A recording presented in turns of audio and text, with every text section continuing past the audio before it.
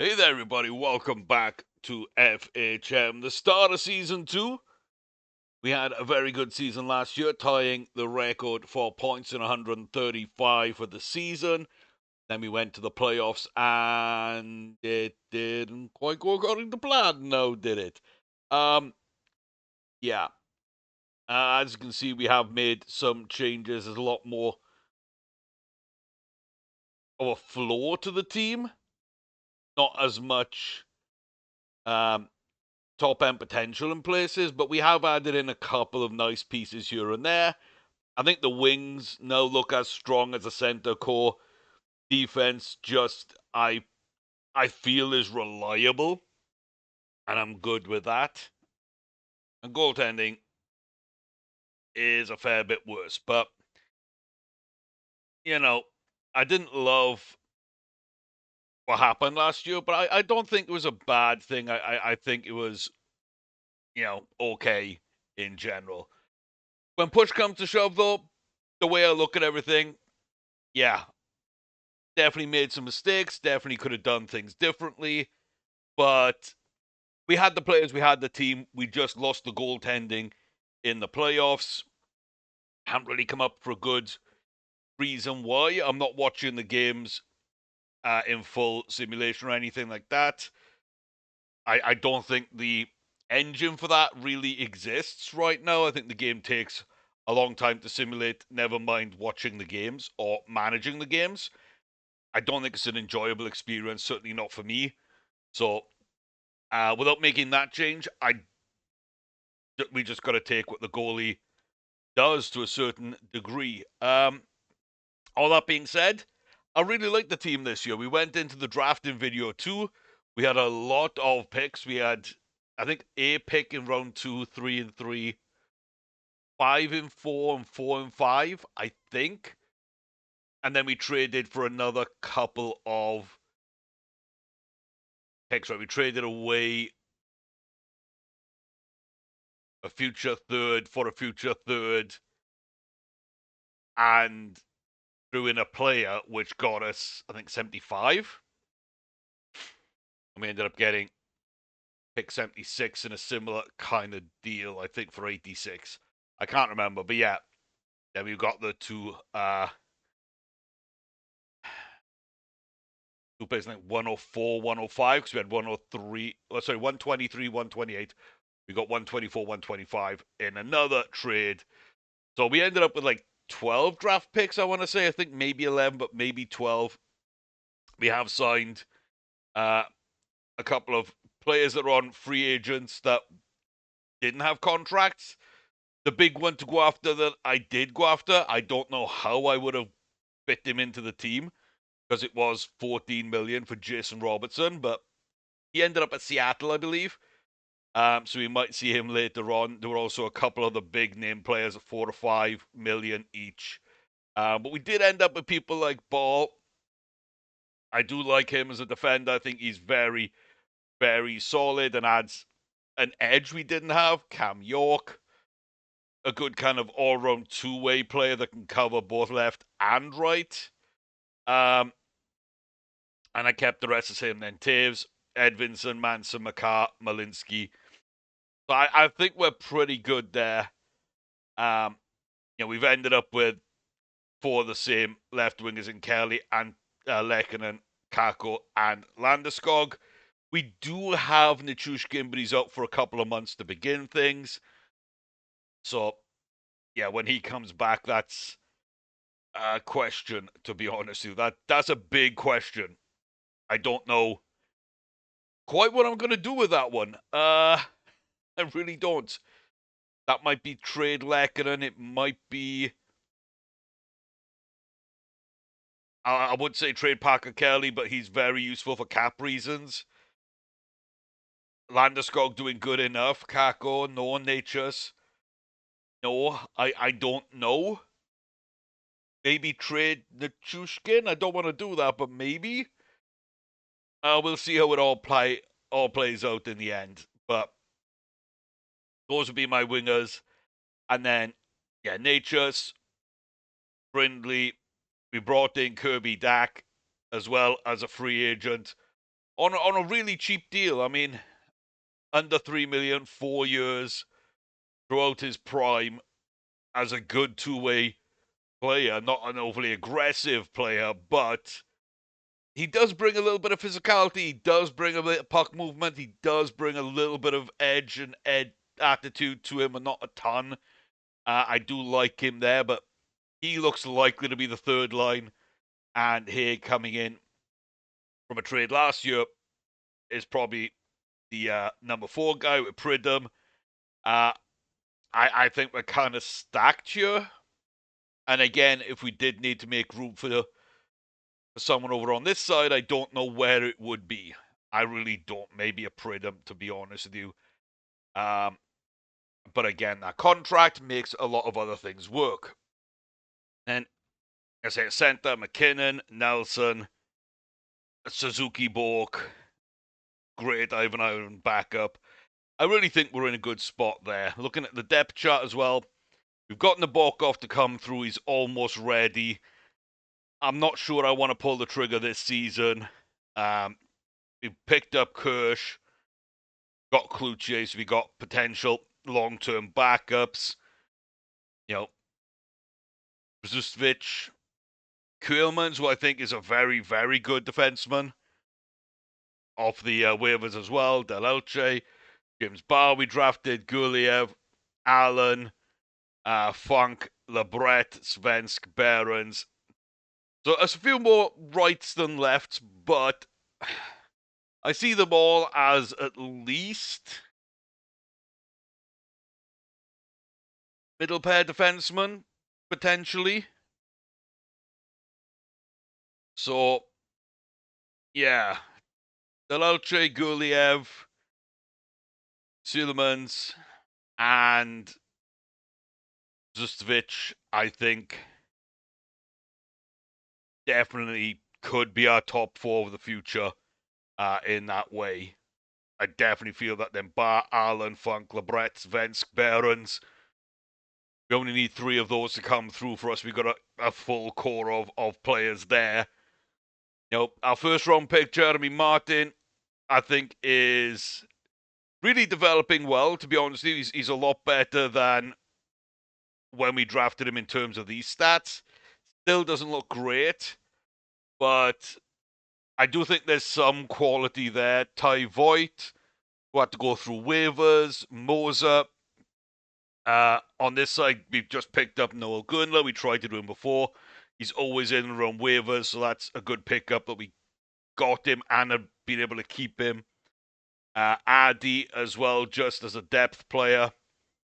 And then Klepov, Gogin, Seymour, Fyodorov, Ignatievicius, and Solngoth that we drafted along with Jake Fisher down the center. And we will be moving some of those over. But there's so much more depth.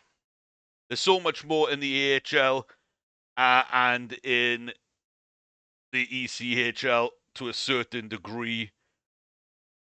We're stacking a few more picks as well. We got a second in Vegas and a third and a fourth from Washington. I believe Washington had all 3 of those picks, a 2, 3, 4.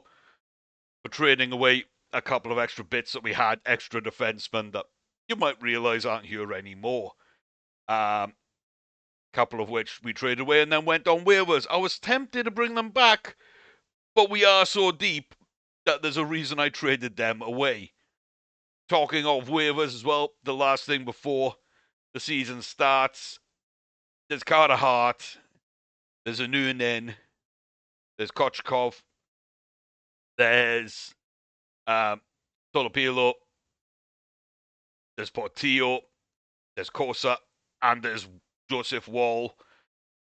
I think the best goalie right now is Wall. He's on 3 million for the next 2, but he's very solid. So bringing him in to trade away Lyon might work out.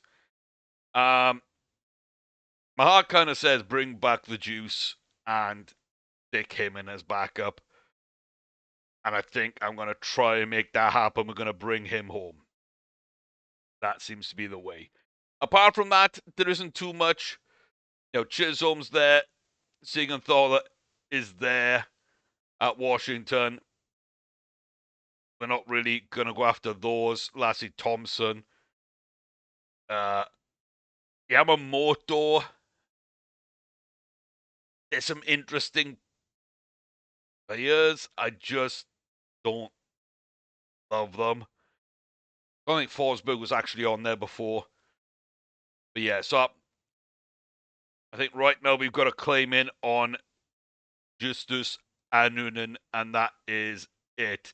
And if I do get him, I will be trading Lyon rather than pay him 4.3 towards the end of the season. A bit of a step backwards for sure, but not a ton. We'll have a proper backup behind Wedgwood.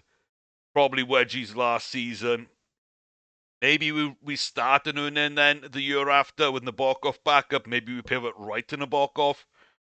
Maybe we'll let them fight it out. I don't know, but I do think that this is the move we should make on opening night to try and get a little bit better of a goalie situation than we have, because I really, really like the players we have right now. I just think that's something that needs to be looked into. And then for the future, again, we've got plenty of cover to sign when we need to sign them. So I'm okay with that. I am okay with that. So I'm hoping for a regular season like last year where we dominate, and then I don't know, just something better in in the playoffs. Just something. I'm not asking for a miracle, just something. And there we go.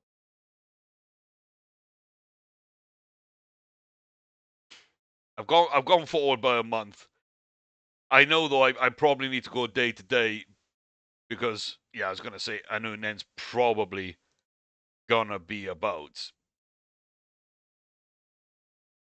So we're not looking for players. What can we get? A 5th round pick. Okay. 5th round pick. Okay. I wonder if there's anyone else I can include you. I don't think so. We'll take that there. So I saw Detroit. They do need a goalie. They do have space.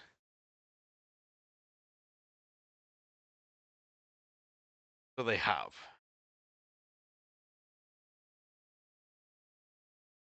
Have Ali. Okay. Not bad. Edmonton. I believe Florida as well.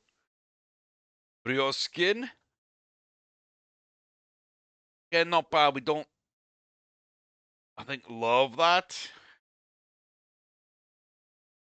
A ton in Florida. Ottawa were there. Trying to remember the logos as we go. There's not a ton here either. Don't mind Cam O'Neill. He looks okay. Yeah, it was the Flyers. It was the Flyers. Short, I don't think so. A really good year. I don't love anything else. I think that's kind of my issue. Berglund. Good child.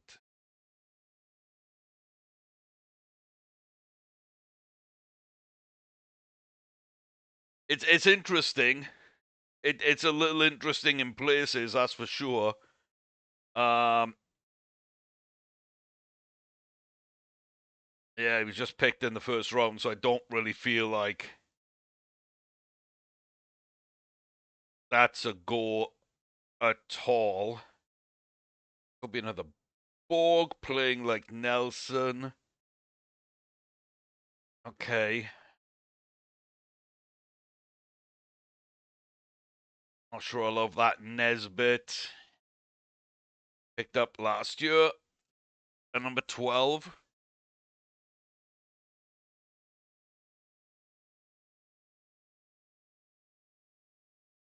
Okay.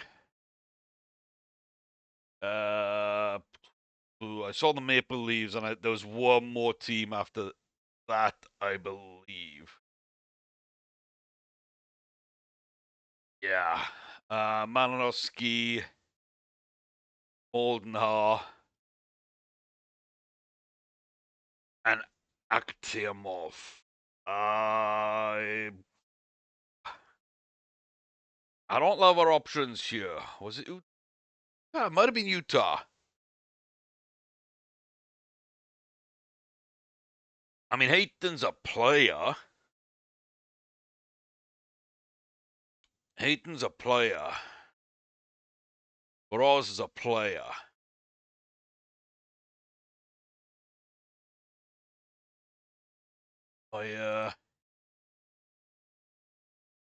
Bow's defensive forward. I kind of like a defensive forward here, maybe. Yeah, I don't hate that.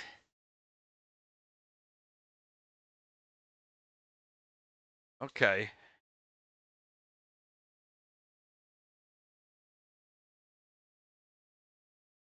there anything else I'm willing to give up? Possibly a Voigt, a Kirsch, maybe a Fisher.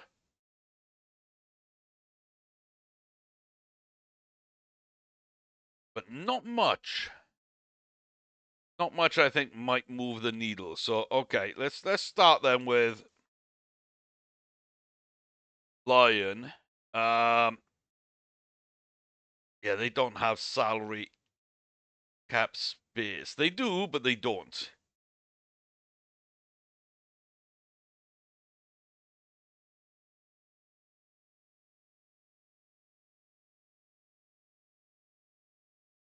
What? What's this gonna take?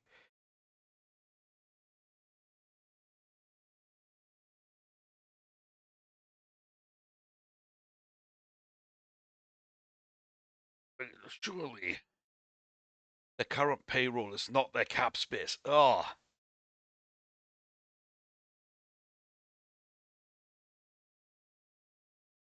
Okay. Okay. In that case, let's look at it from a point of view who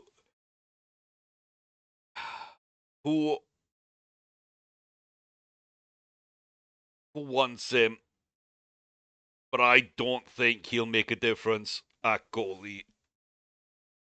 And the Leafs are high up on that list, I gotta say. If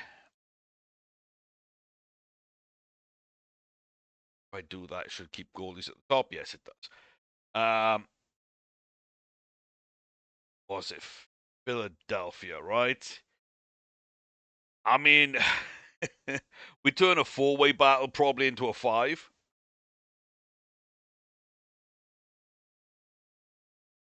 Yeah, okay. Ottawa could use a backup. I mean, line in for sure behind Ulmark, who they're trying to trade away. That might make sense for them. That might make sense for them. They trade Ulmark, they get what they can, they get a cheaper, slightly worse version from us in Lion. And they go next season. That kind of makes some sense to me. Don't think it makes them better if they trade away Ulmark, but still, that's not bad. So Ottawa, I think with them Florida, Edmonton, and Detroit. So our options in Florida, boy, do they need a goalie. Boy, do they need a goalie. Ottawa weren't rebuild. Yeah, they were.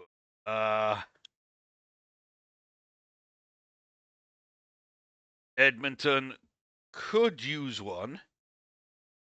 Detroit could use one. They're rebuild as well. Yeah, so trading a 33-year-old goalie. I'm not sure. I gave him Trent Miner. He probably should be their goalie. And him and Augustine should take over. But why is he not happy? Sent down. but then they brought him back up.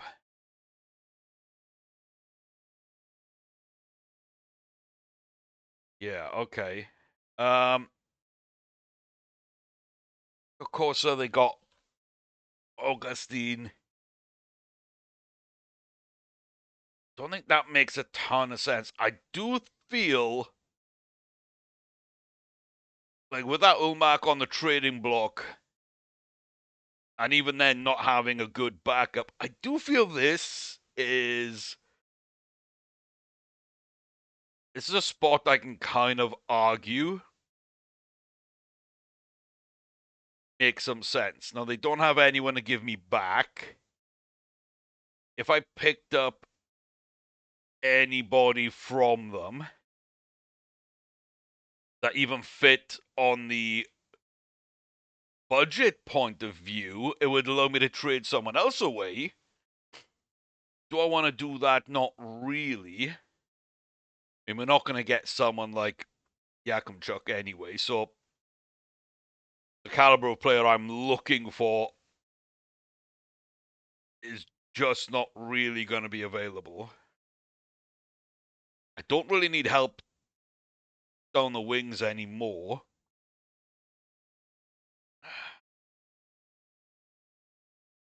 Do I believe in Maverick Bork? Do I believe in Ivan? Do I believe in that full center core? How long Brock Nelson has? I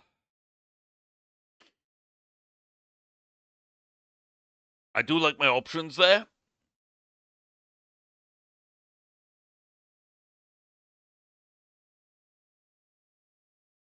If I could get Tim Stutzel and give up Brock Nelson and Alex Lyon, I would 100% be on board. But I know this is like a big no-go. Oh, it's a big no-go because Brock says no. Okay. I wonder what he would say if this wasn't the case. I don't think there's anything hidden on there I shouldn't see, right? Didn't really look around much, but yeah, okay. So that absolutely is a no-go. What was it movement or trade? I think it was movement. I don't think it makes much of a difference, but I think it was movement, so we put him back on a movement. Yeah, like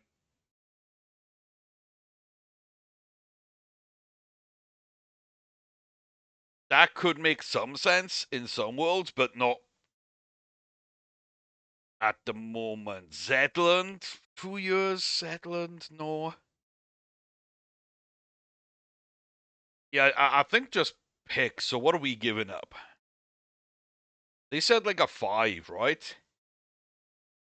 So I'm giving up Lion. They probably would do it for a 4th, just about. So we're looking at a 4, 5, 6.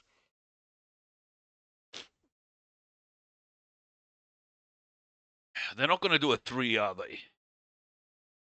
They are going to do it.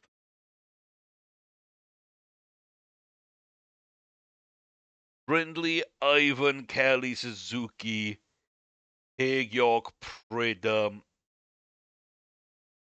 Bork, Edvinson.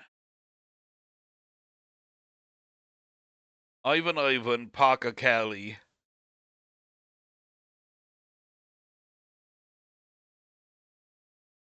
Suzuki. Like Brindley's off the table. Haig's off the table.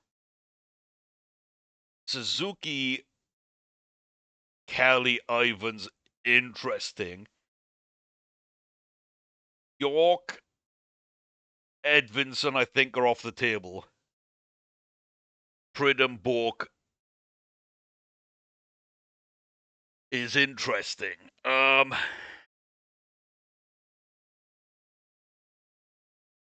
Ivan, Kelly, Suzuki, Pridham, and Bork. Get a second. I don't want that second.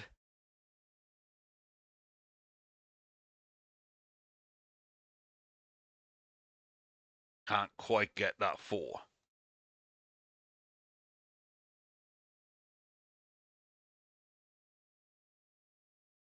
But close.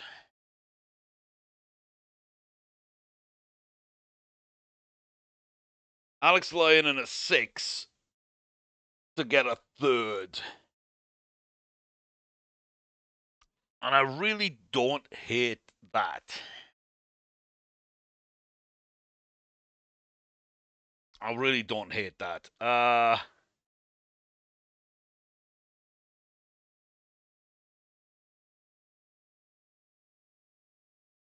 Don't know if I want to give up anything there. Don't even want to swap.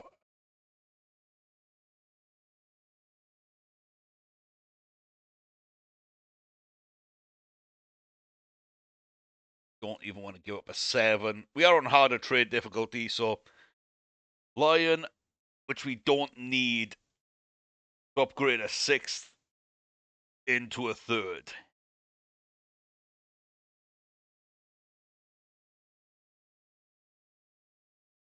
I think we do it. I think we retain because we can. I don't mind it. Yeah, there's nothing else there, but the juice comes back. We will take that into account. I do think we have an extra forward cousin Nichushkin. And yeah, like Kelly, Ivan, Freedom, Bork. I'm not sure on them. I will say that contract for Bork is good, but he doesn't play great. Suzuki, the contract's great, but he doesn't play great. Ivan had very limited minutes, so you can't really say too much about it.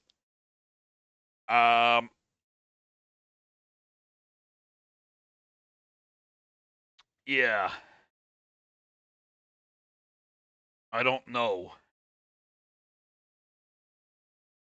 Kelly's just good all round. Ivan's a little less defensive, but good all round. Suzuki's very offensive and physical, not great defensively. Bork's kind of similar.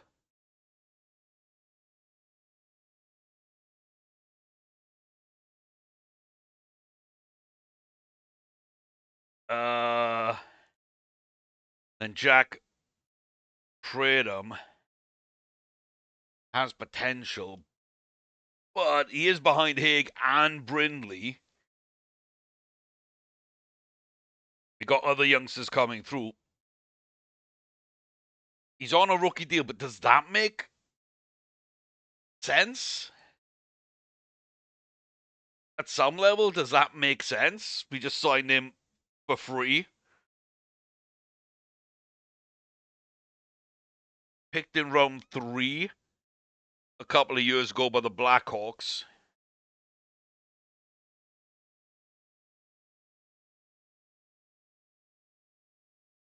And he's come over to us.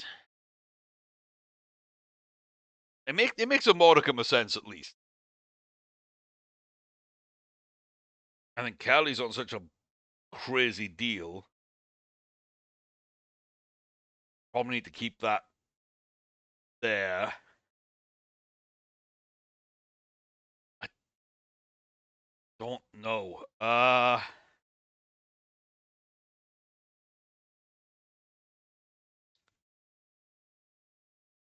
Yeah. Yeah, Nichushkin comes in.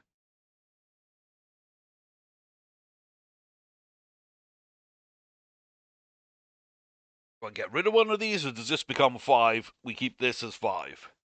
Kind of what it feels like to me. If Nelson drops off, maybe we trade Nelson at the deadline.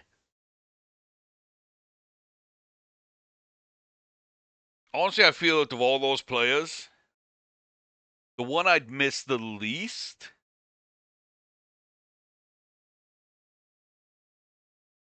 Might be Book. Might be Maverick Book. Picked him up on waivers, give him a decent contract.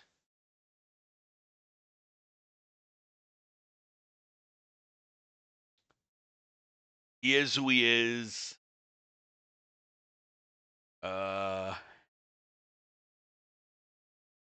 He's probably our fourth line center. He should be on a second line center. I kind of like him, but yeah, he doesn't handle criticism well. Couple of issues.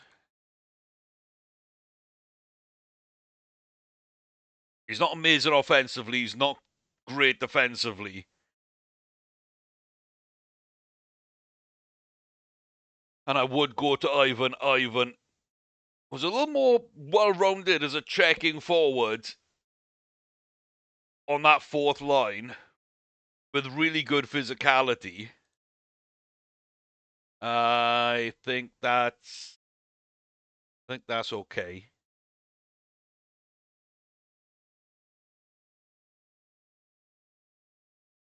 Yeah. Like his mentality a little better too, to be fair. Suzuki say.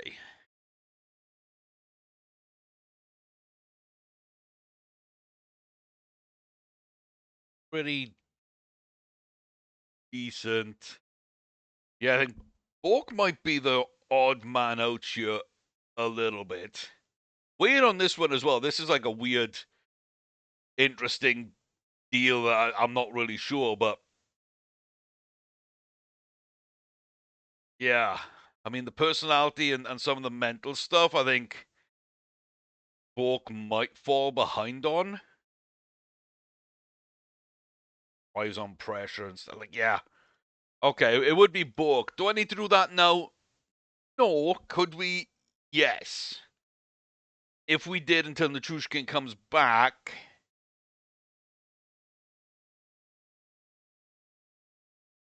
Probably not Martin, right? Sent him out to junior hockey. So Voigt, Moser, Fisher.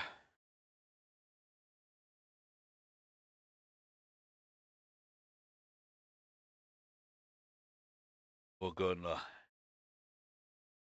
It would 100% be Noah.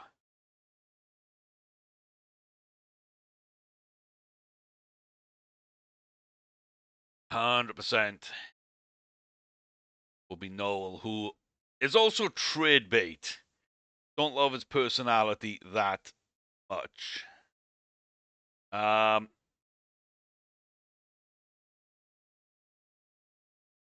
Walk out.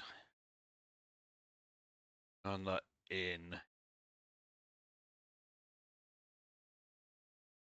Slides to left. Or center.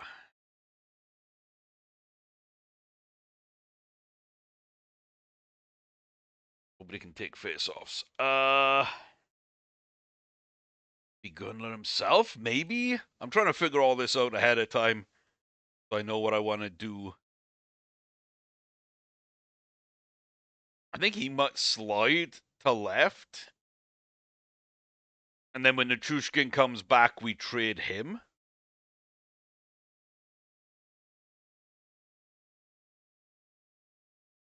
I don't hate that. I don't hate that. I want to see what's out there.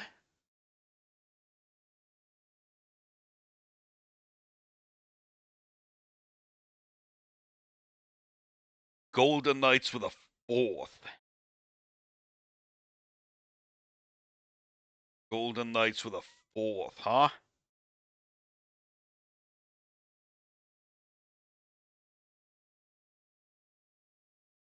That's an interesting thing. What have we got here that I'd be willing? Anybody?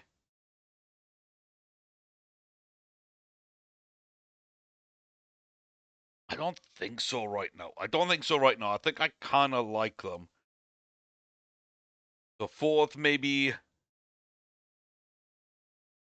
Realistically, a fifth.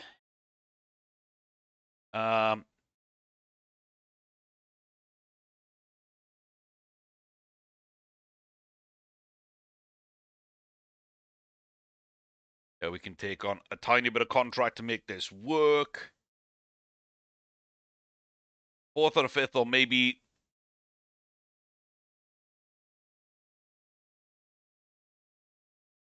a third,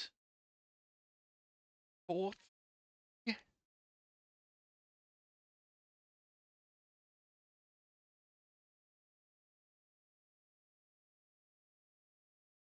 Bork retaining a tiny bit for a third and a fourth.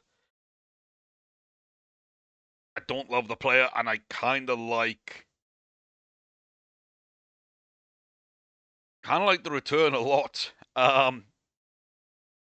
Very quickly have built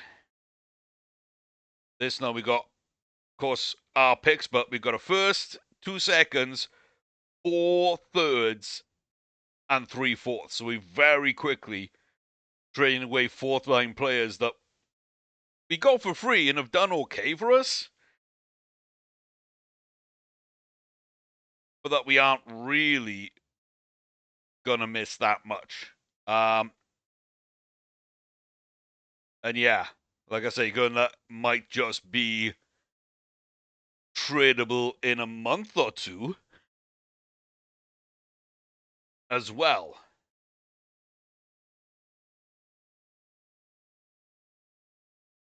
But a tiny bit worse than we just were, but we've massively improved our draft stock. And I think short term, long term, it doesn't really make any difference. Kind of in the same ballpark as we just were. So that gives us what? Wedgwood and a Noonan. Here's McCarr, York, Malinsky, Ball, Manson. Sitting Edvinson, okay. I think he is one more for the future. I think York and Ball are definitely more for now. Keeps my top pairing, exactly what you want them to be. York is solid, kind of two-ish way. Malinsky is kind of McCarr light. He's definitely the replacement for Sam Gerard. And then you got ultra defensive Ball, and the closest thing to like a physical grinding kind of player that the Avs have in real life in Manson. I like that on the third pairing. Landeskog, McKinnon, and Natures. I think that's a lovely combination. We've got a screener. We've got the high skill. We've got good speed and puck handling. Then you go Lehkonen, Nelson, and the ascendant Gavin Brindley. I think that's fun. 100%. Again, Brock sitting in front of the net and letting Lehkonen's intelligence and Brindley's pace kind of do the same thing here as a top line. A third line of Kapokako, Ryan Suzuki, Kirby Dak is, again, really interesting. Kind of a two-way line. And then Parker, Kelly, Ivan, and then Haig to kind of be the outlet offensively. I think that works. I do think it works. I do worry about injuries because of call-ups. Like, you're in the OHL, so we can bring up Sulemans, we can bring up Delelche. That's fine, and Guliev. So we have defensemen. We got Nabokov and Kirsch and Cloutier. We've got Voigt and Fisher. So yeah, we got 3 goalies, 3 defensemen, and 3 forwards really we can call up. And technically we have, we got Gunler as well, but I really do think that's tradable when Nichushkin comes back. Yeah. Now it makes a lot of sense to me. We're under cap. We're kind of in a good place. I did set the cap to 104. It hasn't taken for some reason. I'm not really sure why. But it doesn't matter. We're under the cap anyway. There's no more static cap. I think it went up to 104 very, very recently, last couple of days or so. Yeah, I'm happy with this. I feel pretty good about it. We win our opening game at LA. We get Juice back in for 2 years. And yeah, we traded him for Wedgwood. Now we got him and Wedgwood. I like that. I do actually like that a little bit. Okay. In that case, let's go forward then for the month. And I'll start doing budgets and look at some ideas on what we need to do. But yeah, I'll be back with you probably at the trade deadline if anything looks likely to be done there. I know it doesn't really look that way because we've already done a lot of our business right here, right now. So maybe see you at the deadline, maybe not. Okay, we haven't even made it out to the end of the calendar year, let alone to the trade deadline. I have been making trades. I traded away Gunla, and then who else? Voigt, Funk, Fisher, Barr, and Allen. So 2 good defensive prospects, an okay one, 2 okay offensive prospects I didn't love, and Gunla, who was basically just eating up time until Nichushkin came back. I will say we've been hit pretty hard with injuries so far. I don't love it. That being said, we're still on for an excellent record, 32-5-1 for 65 points. You know, we're not quite at the halfway stage, but we're almost there. That would put us on 130 points. We had 135 last year, so we're kind of on that same level. You might notice as well, no Wedgwood. Yeah, he's out for like 2 weeks. He's about to come back, but he's been out for 2 weeks. Taves just went out with a monster knee injury. Malinsky wrecked his neck and has been out for a month and is out for another 2 to 3. We lost Landeskog for 160 days, something like that. 136 days, ankle ligaments. And of course, Nichushkin, you know, is PCL for 37 to open up the season. So we've had some significant time, and you know, we're really hurting. I've had to call up Kuhlmans and Gurliev right now, although he should be covering left. So Edmondson's going to get some more game time, which I don't mind. I still think we're very solid at the back end, but losing Wedgwood, Malinsky, and Taves all at the same time, and having Landeskog and Nichushkin out earlier on in the season, kind of back to back, little bit rough, little sort of minor injuries, 2-3 weeks here and there for other people. Natchez, McKinnon missing a little bit of time, Makar a little bit of time, and to be honest, he's not been playing well this season. So, yeah, not great in places. Overall, though, I really like I say, where we're at and what we're able to do. If we do look at our stats this season, then you know McKinnon's on 73 points in 38 games. He's 39 goals in 38 games. So yeah, okay, Cale Makar, I say he's kind of taken the season off. He's almost a point a game. You know, Lehkonen, Nelson, Brindley kind of bringing up that secondary scoring. Nichushkin, you know, hasn't played as many games as those around him, but we're still getting, you know, York, Suzuki, Manson, Dak. They're all kind of on just below 1 every 2 games. And then Haig, Ivan, those kind of just trickling points from lower down. Once you get above that, like I say, goal a game, almost for Makar, and he is getting better. He's just had a bit of a slow season, Landeskog. Even with that injury, has come back and played. It says he's played every game. He was out for 4 months. What? I know he wasn't on the injury list for long because I didn't really see him there. I kind of just left him in the first team and I forgot to put him in. I didn't really see that he was still on there, so I was simulating month to month and adjusting the budget more than anything and trading away depth pieces. Could he have been? Was he able to play through that injury even if he was out for 4 months? It was a fracture, right? Can you play through a fracture? No, it wasn't a fracture. It was torn ligaments. You can't play through that. I guess he did somehow. I'm highly confused. Okay, he's a goal a game. Maybe it did affect him because he wasn't playing that well. I know McCarr's been hurt a lot, but like 90% of it day to day.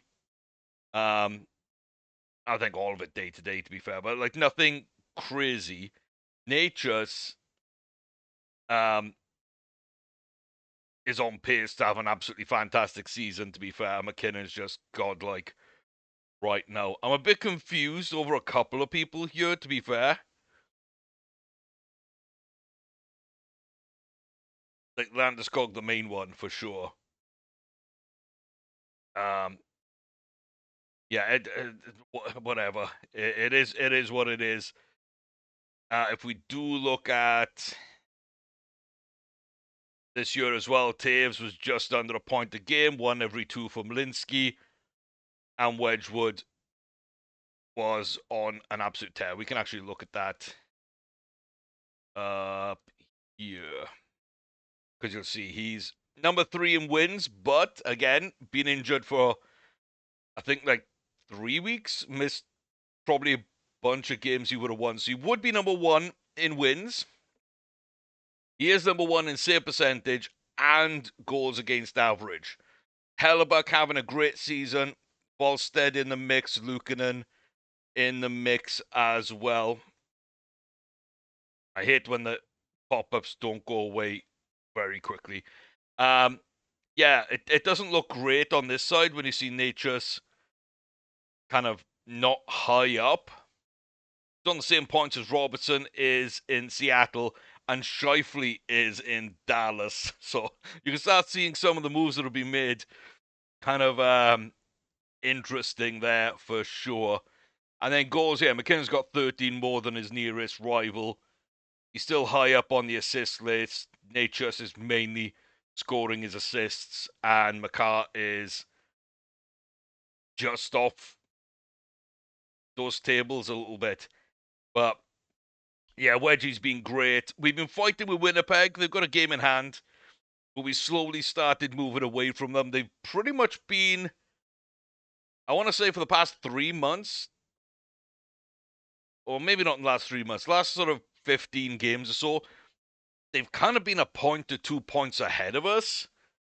And now we're 4 to 6 points ahead of them. But yeah, they've been absolutely fantastic this season, as of Carolina. The rest of the league, not so much. And Seattle, I mean, they went all in on Jason Robertson. It's working out for them. They're in the lead in the Pacific, and they have some games in hand over Edmonton. So, yeah, that should be a major step forward for them. Winnipeg not really getting affected despite losing Scheifele as he heads to Dallas on the back of a very, very good season. Not really playing that well in Dallas, to be fair. So, yeah, kind of interesting. Some of these players moving and the way things are lining up. But a lot of injuries. We're still playing well. We're still on for a good point. But like I say, Gunler out. Allen and Barr in defense.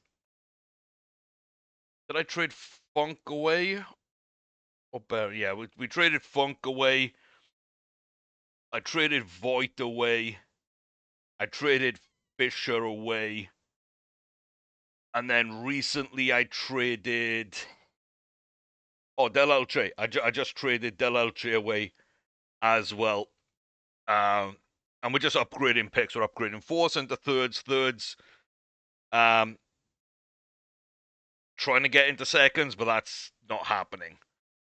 I don't want this many picks, but I'm kind of sitting here 2/4, 7/3, I think. A first and a second. I kind of want to get 2 firsts. I'm just not sure who I'm trading away with like 4/3 to maybe get one. I'm honestly not sure. It could be an Anunen. It could be a Manson. It could be a Lehkonen, a Suzuki. I don't know. I kind of want to make that work, but I just don't feel like teams are willing to move firsts or seconds. So we might just have a ton of thirds. I might see if I can swing a deal where I can like trade some of these thirds back into 2029 and then use those in trades to like try and get higher level picks in 2030 rather than just our 1 through 7. So I do a lot of trades for draft picks. I do feel that done quite well building through waivers. The draft wasn't amazing, but it was pretty good, and at least we'll have 1 or 2 top-end players to go with the kind of players we brought in. I'm not worried too much about the lineup. I am looking at the ages.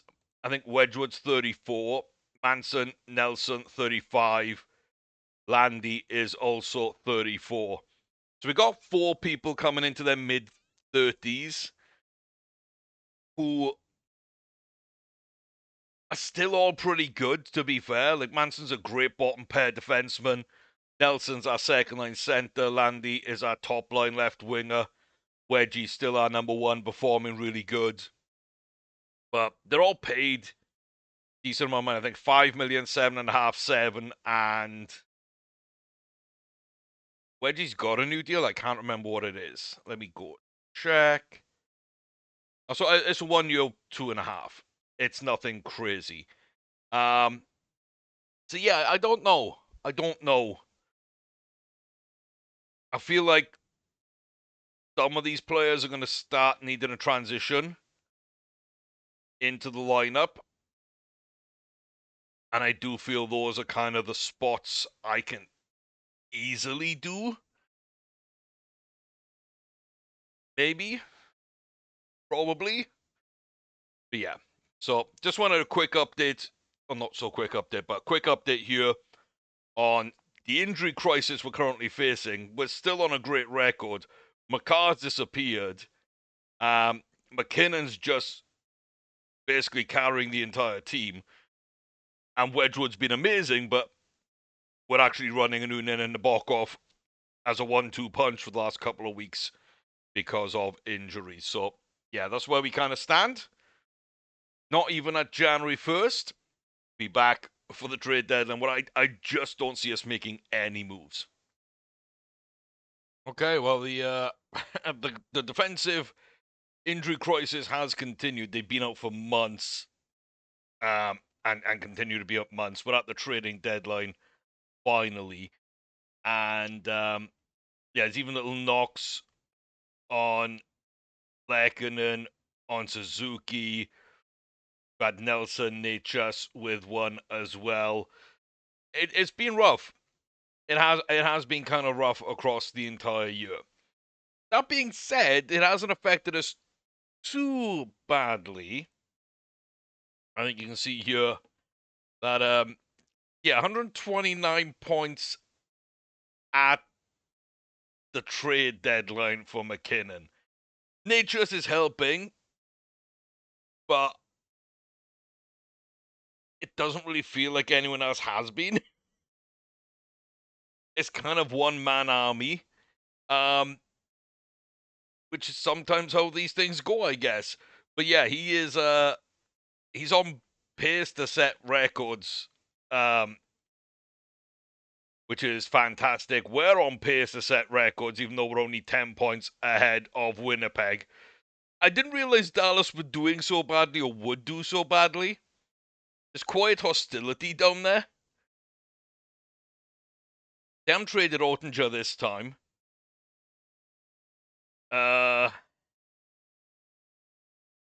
Okay. I mean, they got Rantanen, right? They brought in Scheifele.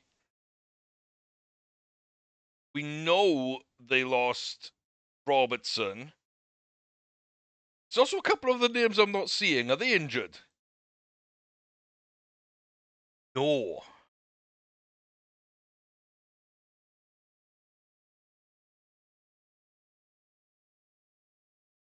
What are the AI doing then?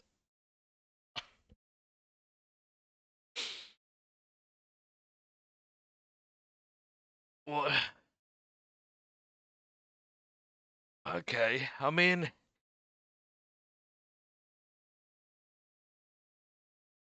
the biggest name this I don't even know if I want to go look why and what they did.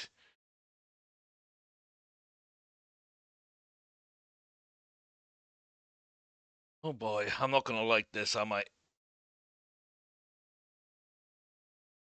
They brought in Crowley for a first. They traded Duchesne, the Golden Knights.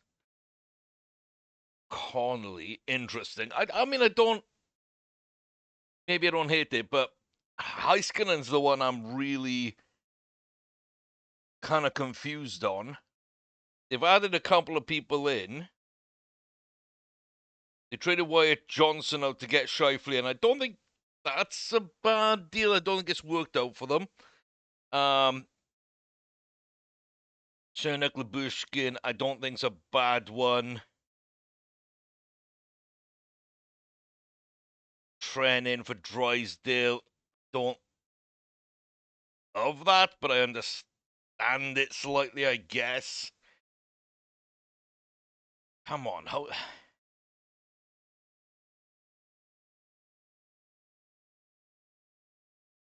Franjo Poirier. I mean, they signed some good free agents, I guess, which allowed them to do some business. Draft pick trades.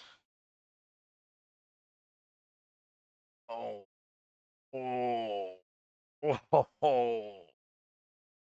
Sent him to Edmonton for Nuge. That's not a deal I'm ever doing in my life. 33-year-old Nugent Hopkins. Solid player, yada, yada, yada. It was all the way in August, wasn't it? It was in July, actually. Or a 27-year-old Heiskanen.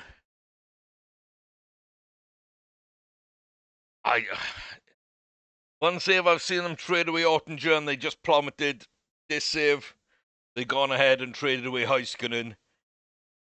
And to be fair, this is their defensive core now. 1 star, 1.5 star, 2 star, 1.5 star, 2.5, 2.5. They kept Harley. Fine with that. But you kept a worse defenseman on more money to bring in Nugent Hopkins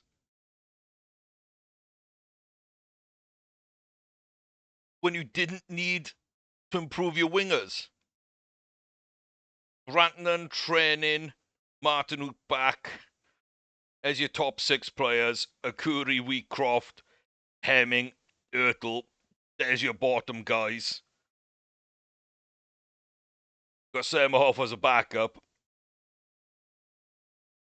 And then, Scheifele, Hintz, Corrali, Sagan, and Huri as your 5 centers. Like that, it makes it you don't need Nugent Hopkins in there.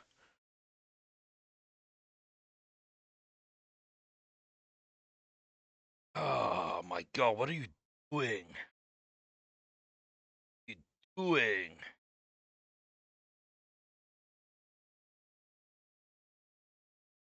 Maneshin should be your backup, right? You should have Heiskanen in there. Even if you trade Harley, get a cheaper 2.5, 3-star kind of player like a Poirier type, right defenseman. Keep Heiskanen, and you can play them and Heiskanen as your first line pairing. Poirier and Pietrangelo as your second line pairing. Myers, Cernak third, Minishin as your depth. You're fine. Oh my god. Well, Winnipeg are flying up and becoming a nightmare. Dallas are just... I mean, bottom 5 in the league right now. They're in lottery pick territory. They could get number 1 overall, I guess. I just don't think that's worth it. I don't think there's any reason to trade Heiskanen on a $9 million contract when you've got Harley on a 10.5.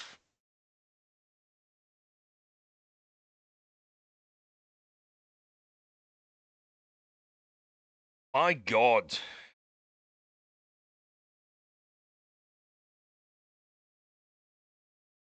So yeah, Edmonton haven't solved their goalie issues as Jarry and Ellis being okay.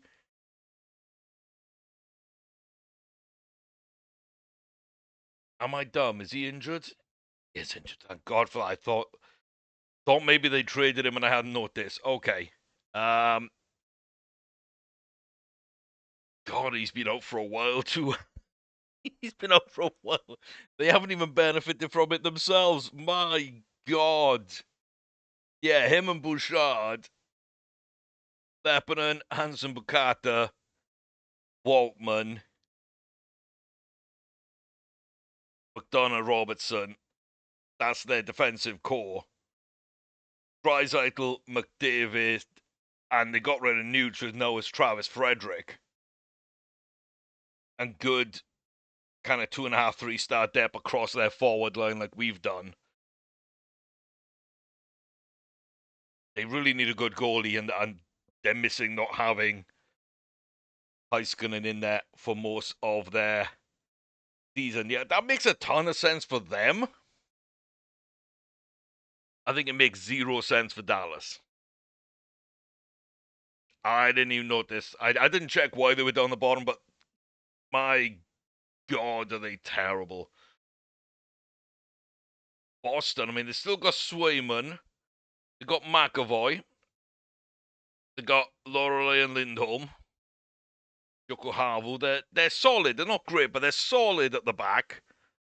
Then they've got Lysell, Othman, Lokmelis, Poitras, and Sordif. They've got, in fact, like just across their front line, they lack a little bit in defense. They shouldn't be that bad. And they are. Maybe they didn't have a star, but like, I'm just thinking about like a Heiskanen on them would have been a fantastic move. But they're currently the worst team in the league, Calgary, who, to be fair, have been trying to tank. They got Wolf and Hill. They got Zach Parike and Brustovich. They've got Morin and Leslie, so their defensive core is very young and solid. I'll give them that much. 1-2 punch, a goalie's very expensive, but trade away Hill, keep Wolf. Longer contract, better value, better player, younger player. And Say could develop into a backup. And again, they've kind of got a good floor on everybody. They've got some young people like Coronato, who's on a solid deal, will be a good player for them. Depends how they replace Lazar, Giroux, Backlund, Olofsson when they're ready to do Olofsson. I don't mind where they're at. Don't mind where Boston are at. I don't mind where Calgary are at. I think Calgary have a forward issue. Boston have more of a defense issue. The Rangers are really low.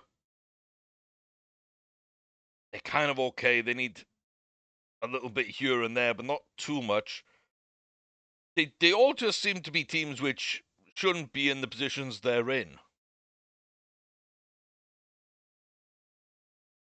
Really, they don't look bad at all. Be this far down. Detroit don't have a goalie. They've gone with, got to have gone with Trent Miner. Again, they've got some really good young players. Defensively, they're kind of set. Volk will leave. That'll free up cap space. Primo, Miner might both leave. I would re-sign Miner to a cheap deal. Get in a real starter using the Volk money. Get a youngster in as your 6th or 7th defenseman, depending on what you like. And then they're just solid everywhere. You probably lose Kane, you probably lose Watson. They're trying to trade them away. You can replace those with youngsters and free up, another $6 million right there. So, yeah, I don't hate the shape they're in either. So 5 teams are kind of stinking this season. And the only one I don't understand and I think have big issues, and I think they're going to have to pay really heavily to solve them, it's going to be Dallas. Especially as well, not moving on from Sagan, they're bringing him back. I don't know. That's nuts.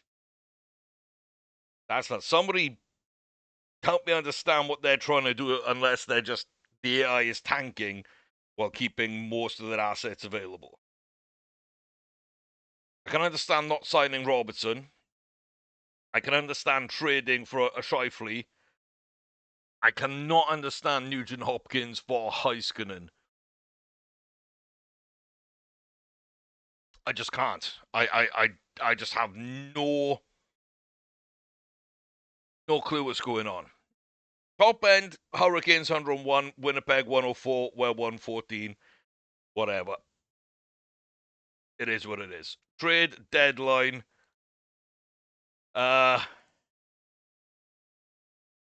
Quick little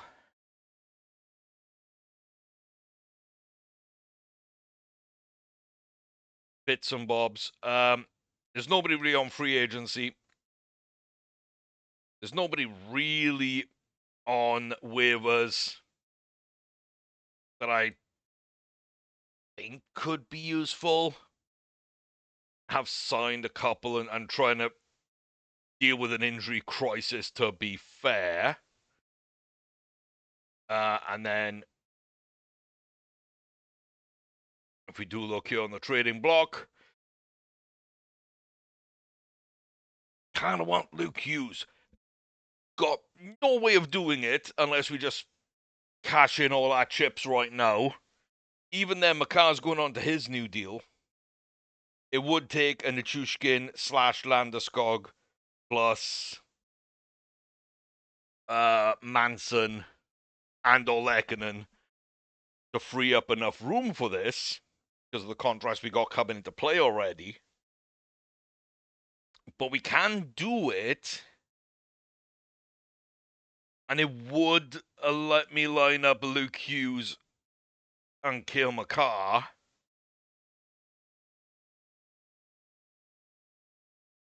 And drop Taves down onto that second line, maybe?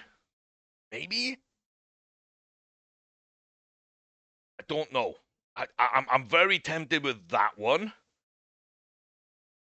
Yeah, he's not really. Bouchard, not really. Nylander, not at all. Badinka? I don't know how good he is, but he doesn't look amazing. there's definitely value there. Another rookie deal with potential. Maybe there's value there. He is on the block.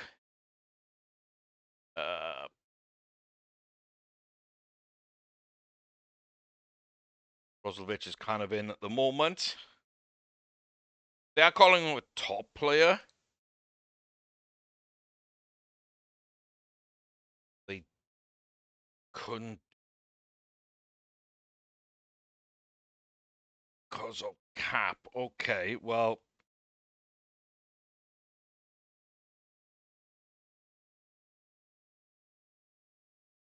I don't feel there's any way to make that one work.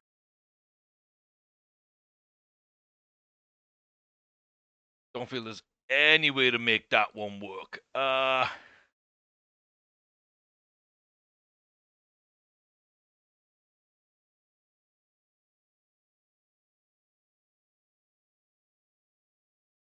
What would I have to do, and what would I be willing to do? Okay, Landy don't want to go.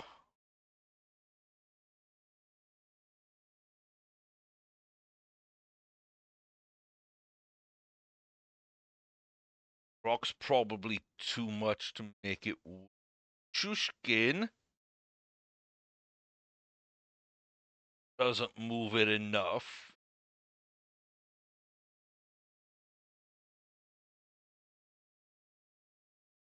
Manson would say no. Lekkonen would say no. Yeah, that's what I mean. Like, there's just nothing realistically that we can do. And like, even this doesn't work for them because of the trading difficulty. Whereas in real life, they'd 100% say yes. And if it was on neutral trade difficulty, I'm guessing they'll say yes. Or it'll be a lot closer than just a flat out hell no. So, yeah, and he's on long-term contracts. He's not going to go to free agency. Probably never going to get Luke Hughes. Going to have to come to terms with that. Could maybe use a cheap pickup somewhere as backup. I don't know what that looks like. I don't feel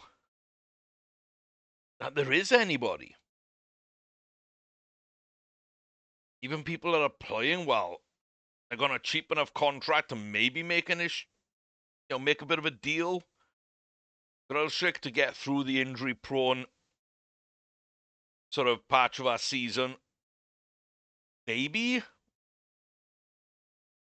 Probably low enough on him. D'Angelo, maybe. I don't see that.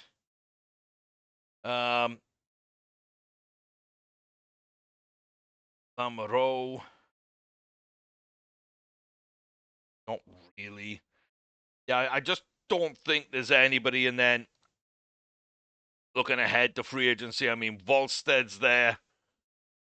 I'd love him to move out of division. I really, really would. Johnson, Marchenko, Shane Wright, Will Smith, Savoy, Sid the Kid, 39. Fantilli's there, DeBrincat, Hayton again, Hate Kulik, Ostland, Beck, Burkus, Meza, Casper. For a couple of goalies and then a bunch of forwards. Not much in the way of defense. We have got a couple of older heads. Shane's there, Johnny's there, Eric's there. Noni. Okay. Couple of minor injuries, nothing too much. It played decently last season. Playing better this season. You don't look like much, but you could develop. You're kind of Malinsky. You could be Taves.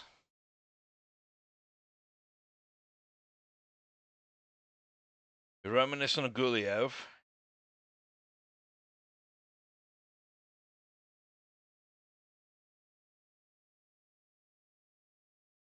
That's an interesting one. That's an interesting one. It is another one that we've got to wait on for sure. Send in Belika as well. Drysdale. I don't mind any of these young defensemen here in free agency. They're probably going to be restricted, all right? So, yeah, I'm not sure. But I don't think there's anything here now that makes me interested at all. Like, at all, in the slightest. We set new records. We met new records. 137 points. 67, 14, and 3.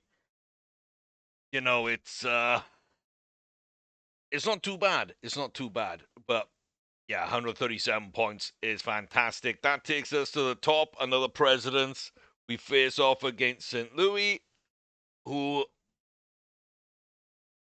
I don't know, Utah just smashed us last year and weren't even a good enough team to make the playoffs this year. Pretty bad season for them all in all. So who knows what the Blues can do against us? Minnesota, Winnipeg. Winnipeg just replaced Dallas in the from real life, to be fair. Vancouver Canucks in the playoffs against the Kings, and Edmonton, Seattle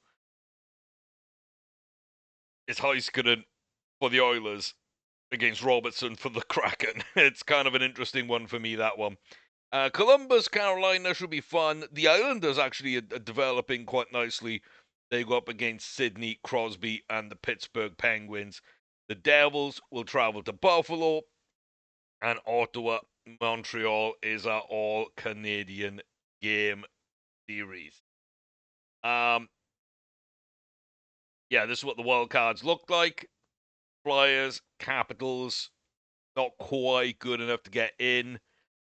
Some pretty bad teams across the board there, and the Knights and Sharks just about missing out as well. But fairly clear delineations between, I would say, the top 8 in each conference. So, yeah, nobody kind of misses out on a weird thing.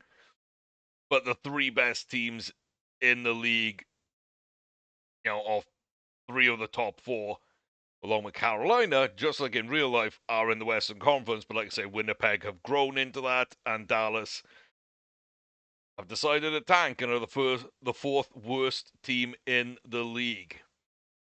So Calgary, just a point worse than the Rangers, both under 60 on the season.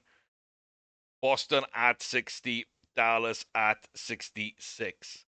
Detroit finish out the top 5. Yeah, kind of crazy. It's making me think, is 2027 draft. Carolina own Dallas's first round for this draft as part of that Rantanen deal. The Stankoven 2 first, 2 seconds. I don't think it was this past draft, was it? I think it was 26 and 27. The easiest way to check for me is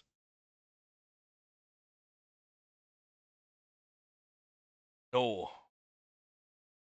They've got their third, but Boston has their first. So I'm guessing they had 25, 26. And then this was the deal to bring in one of the forwards. Because Nashville's also got their 2028.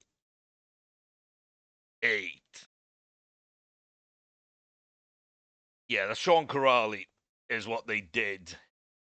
So they've just traded away the 4th overall pick, which is where they...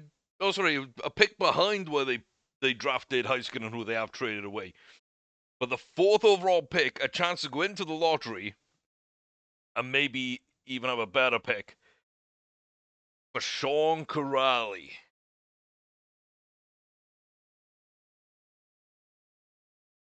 Oh, that's kind of brutal, that, isn't it? That's kind of brutal, that. Where's their 2028 pick?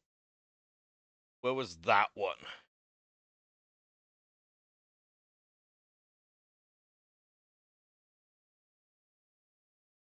I don't know. I don't see it. Was that already gone? In real life, maybe?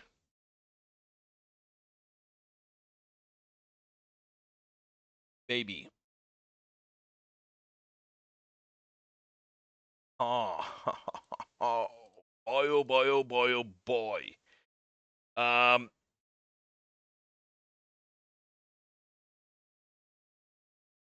Yeah, I'd love to really look at the draft now, but we can't. For some reason.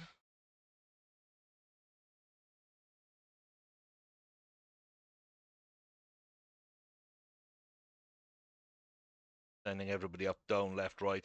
So Boston in this, not Toronto, which is fun, took 1st overall. And now they've got Dallas's pick, which is a top 4 pick. That's crazy. Absolutely crazy. Talking about crazy, under 2 goals against for Wedgwood. He finishes with a 919. Did slip a little, but other goalies actually did quite well too. And then did get some injuries. Should have finished on the most wins, but end up tied with Hellebuck at 49. So, yeah, it's kind of... Does he get Vezina? I don't know. Hellebuck could get it again. I don't think I give it a Volstead. I think those are the top 3 goalies.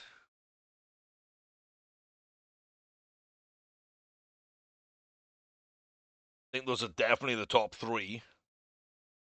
But, yeah, I think Volstead's in 3rd and Wedgwood, Hellebuck. It's kind of interesting. I think goals against definitely favor Wedgwood. The save percentage favors Hellebuck, but probably not as much. But it is a more impressive category for me personally. And then the wins are even, but games played, I'm guessing Hellebuck played more. Yeah, he played 4 more. He got the same number of wins. 9 shutouts. 11 shutouts. Oh, it might be Hellebuck's again this year. It's harsh on Wedgwood, but that might be Hellebuck's. 83 assists, 73 goals, 156 points. The one-man army, Cale McKinnon. Wow. Jesus, I'm tired. Nate McKinnon, Cale McCarr did absolutely nothing for us this year. Yeah, monster year, almost hit 140 last year. I thought, wow, that's great. He added in 20 goals, 3 less assists, but 20 goals. Played the full season. Banged up quite a lot, but never actually missing time.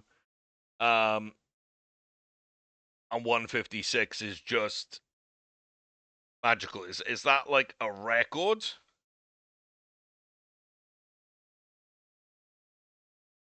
That record? I don't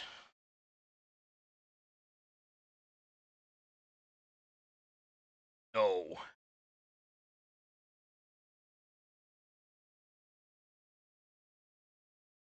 Game records, no leaderboard. Yeah, 156 is a season record. Plus 70, plus minus. Over 1,000 wins on the face-off circles. 73 goals. Stastny had a very good season that might never be broken. 93 assists is just crazy. That's absolutely crazy. But McKinnon, that's a hell of a season. Goals, points, plus minus, face-offs won. All new records. Josh Manson is amongst a bunch of people that have played a full season. Just interesting to see his name on this list. Yeah. That's big. And then Korea, plus minus face-offs and hits, and McKinnon twice, and Landeskog. Sakic v. Landeskog. Forsberg v. Landeskog. I love Gear, but he's not winning those comparisons, really. McKinnon, Sakic. McKinnon, Forsberg. I think we got a conversation. Need to get a second cup. Need to get to the end of his career and see where he lines up, but right up there with him. That's just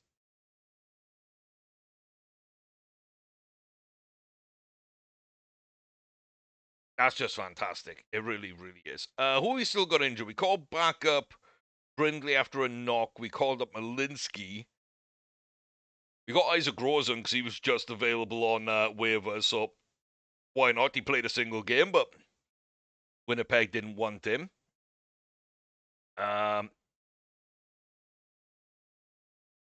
Chushkin could come back, even in time for this game. Tillmans we don't need and we won't be able to get. And Taves, unless a ton of series go to 7 and they just like delay the hell out of this, there's no chance he's actually back. So I think we are just gonna see Nichushkin. What do I do? Do I send Rosen down? I think maybe I send Rosen down. Yeah, I think I send Rosen down. So that will be fine. That will be fine. Stats, so 73 for McKinnon, but 36 for Natchez, and actually 31 for Nelson. That's pretty good. 29 for McCarr, who does end up a point per game, which is low for him, but it's still pretty good. Almost 20 from Dak and Landeskog, who played the entire second half of the season, but maybe his record's now fixed. I can't remember what he's on. 38 games and like 40-something points, maybe? So I definitely think that's fixed. Maybe. Quite a lot of penalty minutes shared about, which is interesting too. Didn't really notice that. Lehkonen okay. Suzuki okay. Brindley okay. Kind of not expecting big performances from a lot of these people. I think I'm okay with everybody here. Malinsky missed half the season. He was on pace for like 41 points, so he's up here with Cam York and Suzuki. That's fine. Kind of okay with these names getting these amount of points. Nelson and Lehkonen doing okay. An off year for McCarr. Natchez is right around where I want him to be. And McKinnon just stole everybody else's points. Also a 16.9 shooting percentage. That's kind of crazy. That's kind of crazy, you know. Yeah. Yeah, Macau is still the second best performer on the team, too. we are missing people. I think we are missing people quite badly. No Devon Taves. That's the big one. No Nichushkin. I don't worry about as much. Go through game one then. The St. Louis Blues, 45, 35, and 4 for 94 points. And they just get in through the wild card. They do take game one. That's kind of why I set it up that way, because I feel like this game just wants to kill me in the playoffs. Kirby Dak from Kapokako. Then Kairu scored. Drouin scored. McKinnon on the power play from Natchez and Landeskog.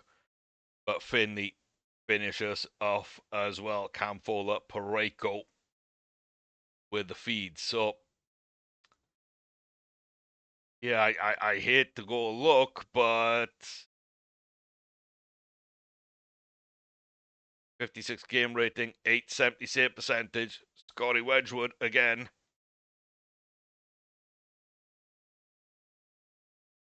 Seems to be a pattern.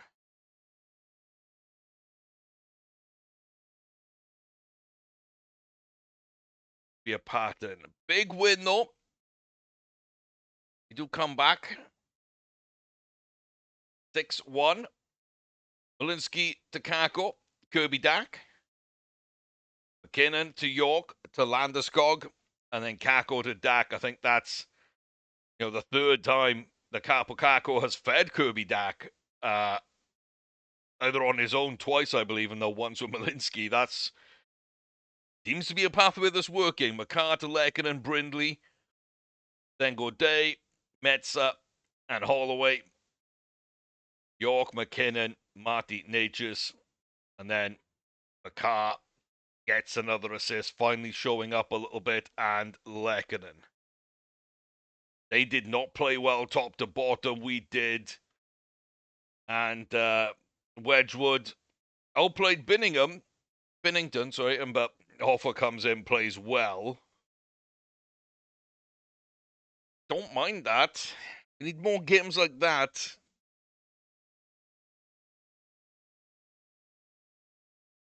Games like that. I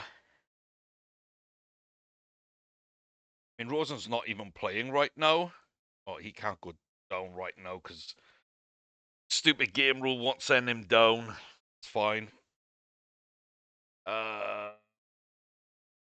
What would I do? I'd send down Pridham for the time being and call up Choo Choo Train. Send one of them over to the right.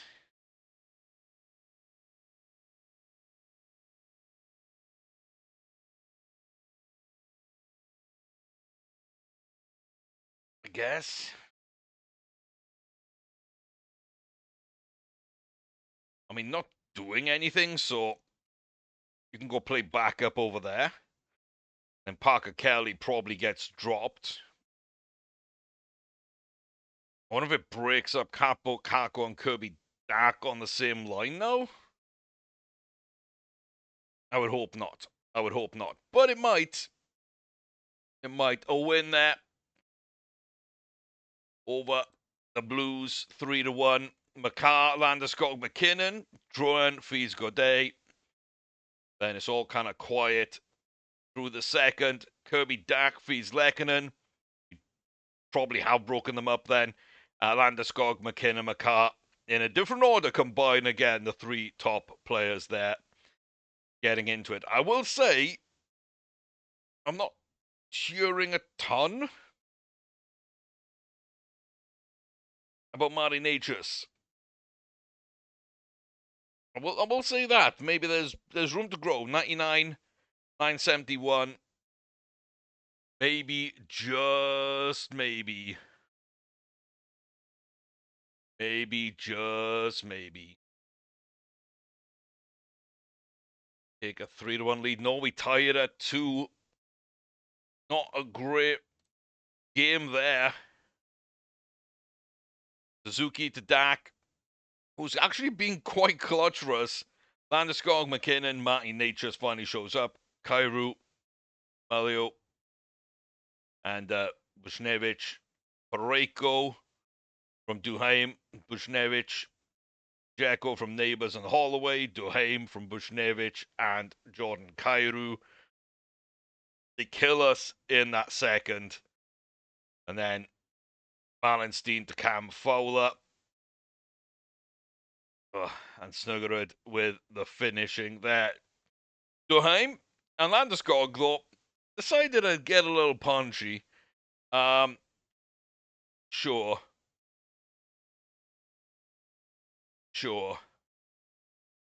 We didn't play badly. They kind of played really good defense. And Wedgwood just had a bad game. Had 2 good games. We've won twice. He's had 2 bad games. We've lost twice. Shouldn't have consistency issues, but maybe he does. I don't love it. Winnipeg are up 3-1 in their series. Seattle just swept the Oilers. My God. Yeah, something's not right over in Edmonton still. They need better goaltending. So do we, maybe.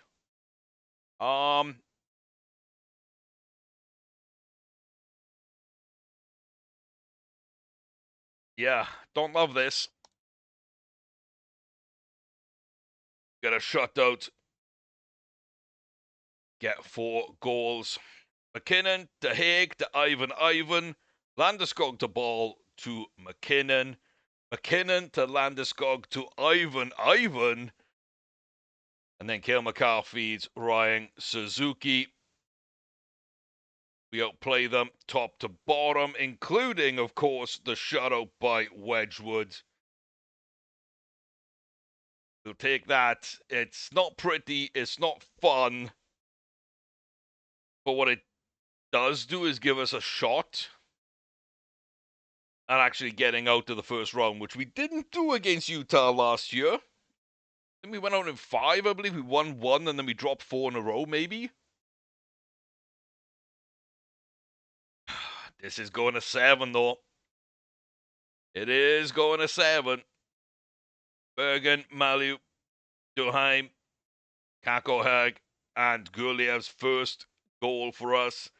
Leken into Suzuki, Kairu, Malenstein, Snuggerud, then Bushnevich, Kairu, and Duhaim bringing them the win.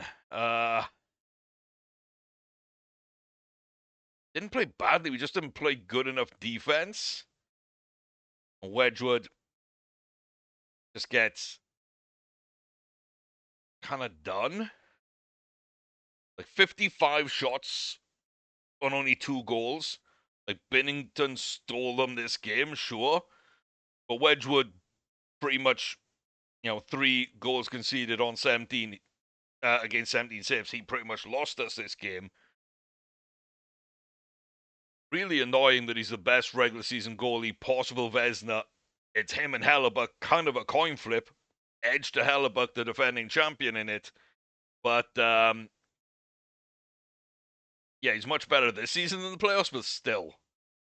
Oh, what's that, 11 games? And I think he's shown up at all in 2 of them across 2 years. Can he get a Game 7 winner? Or will we get it again in the first round? Oh, we beat the Blues. We squeak over the line. McKinnon, Cam York, Gabby Landeskog, Kairu Bushnevich, Gode tie it up. Very, very interesting there. Quick start to the game. Nothing in the second. And then Landeskog, Natchez, McKinnon, Malenstein, Snuggerud, and Philip Broberg. And in overtime, Ball, Haig, Capo, Kako. Kind of got the job done. Broberg played well for them. A couple others played okay, but we played a lot better top to bottom. Binnington played good, and Wedgwood played okay-ish. There's 2.5 or 3 games he's showed up at all across the 12. Yeah. And we are what, 5 and 7 in those 12. He's 5 wins, 7 losses, and he's only really shown up in 3 out of those 12. It's not exactly accurate to real life, but there we go. And there's no breaks whatsoever. We go straight in to a series with the Wild in the second round. That is realistic a year later, but it is realistic. So, yeah, they overcome Hellebuck, the defending champion Winnipeg Jets, in 7-2. The Kings go through Vancouver in 5. Seattle, as you say, sweep McDavid, Draisaitl, and Heiskanen in Edmonton. On the other side of the bracket, Columbus beat Carolina in 7. The Islanders overcome Crosby and the Penguins in 7. The Devils in 6 over Buffalo. And Montreal, the only high seed going through in the East, they're past Ottawa in 5. I did like the Islanders a lot. I thought, though, they'd face off against Carolina and Carolina would go to the Stanley Cup. Gotta be honest. Thought it'd be them, Montreal kind of going through. Who knows? I probably would have also...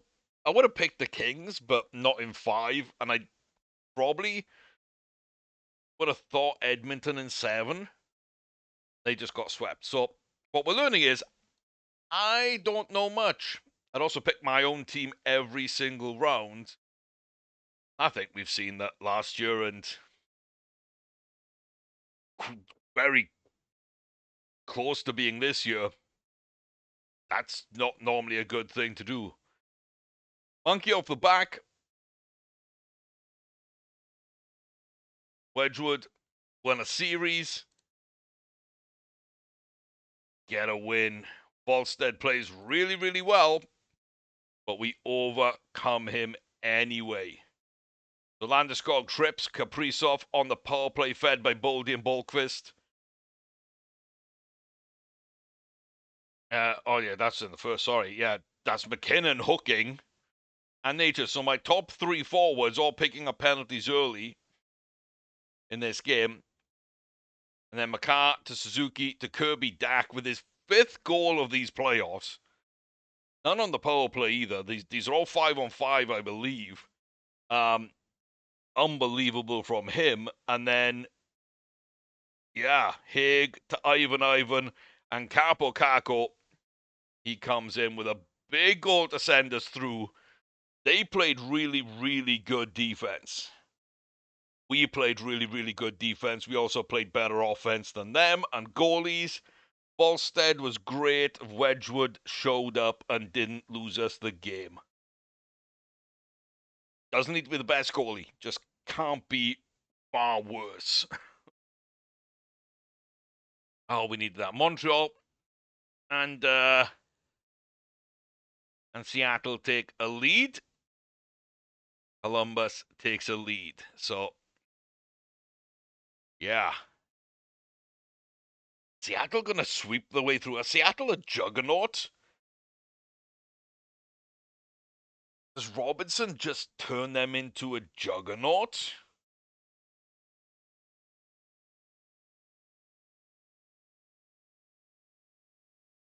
Like him, Beniers, and Eberle. Good supporting cast, but that's really what they've got. Not too much in defense. The cord's okay, but not great. Solid middle 6, but nothing spectacular. It's Robertson, Beniers, and the captain, Jordan Eberle.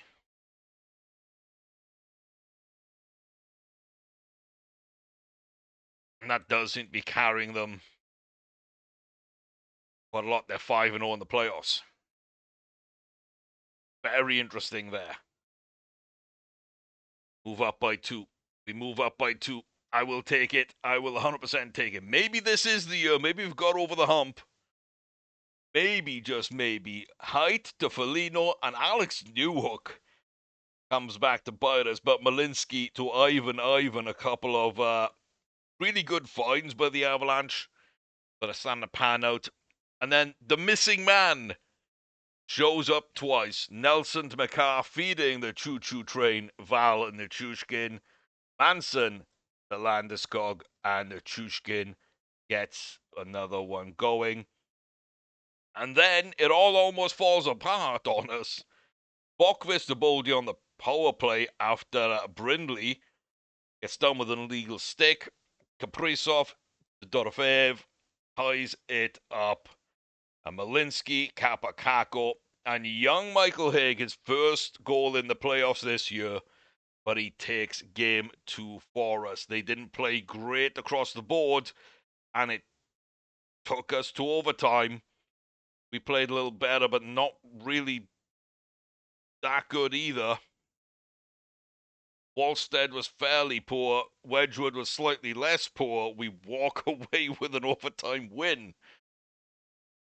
What an interesting series.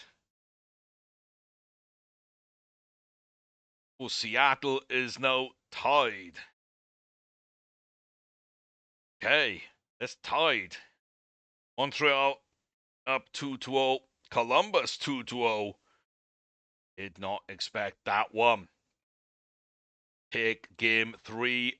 In Minnesota, we can't. We do give one back. Manson, Dak, Lehkonen, Kaprizov to JT Miller.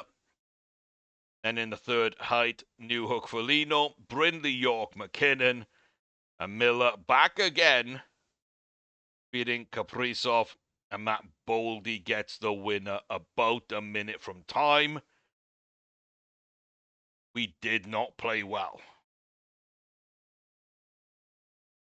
They did not play that well either. But we had a bad goalie, they had a good goalie, and they win. Oh, I'm getting fed up of that one. Seattle, Montreal back in the lead in their series. New York Islanders and the Devils do take a game back, as do Minnesota. Seattle move ahead. Everything's at 2-1 right now. Oh, we needed to win one in Mini for me to feel comfortable. I don't like how close these playoffs are. I think we're too good for them to be this close. McKinnon had like this crazy season. Wedge was back-to-back Vezina sort of finalist seasons, if not Vezina winner seasons. And then we get bounced first round, and then we're even in the second round. Oh, I don't like it. I don't like it. The Islanders fighting back. They do tie things up. York to Dak to Haig. Boldy, Bokvis, Kaprizov. McKinnon, Landeskog, Higgs, second of the game. Boldy, Kaprizov, JT Miller. And he's got 2 assists, but Faber to Miller, and Boldy puts it in to take the win. And we played like trash on defense. They played like trash on defense outside of Quinn Hughes.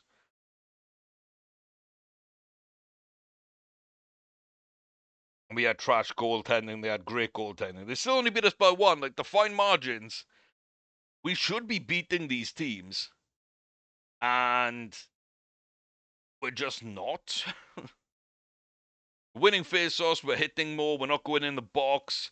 Giveaway takeaways are kind of even. Ton more shots for us. It just... Yeah, it just isn't coming together for us at all. These regular season juggernauts aren't getting the job done when it comes to the playoffs. So New Jersey tie it up at 2. Seattle move a game ahead. No, they're up 3-1. Need to win this at home to Minnesota. We give it up. I think first round exit year 1, second round exit maybe approaching in year 2. Columbus takes a lead again over the Islanders, who fought back to even. Oh, this is painful.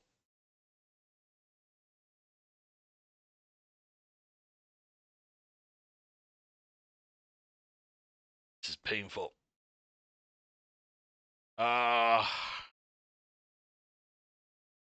Yeah. It is what it is, but painful. It's brutal.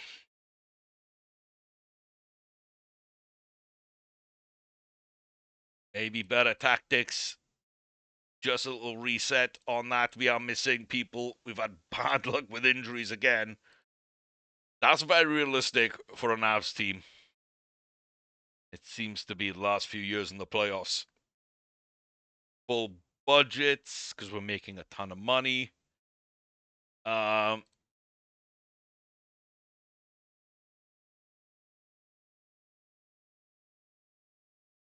yeah. Seattle closes it out. Everything else looks like it's 3-2.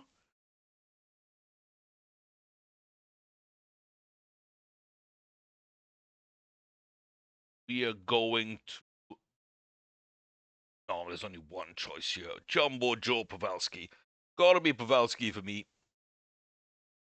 Gets my nomination. Yeah, must win game. Just must win game to stay alive. Seattle are through. They only dropped one game against LA. Still got Edmonton and LA.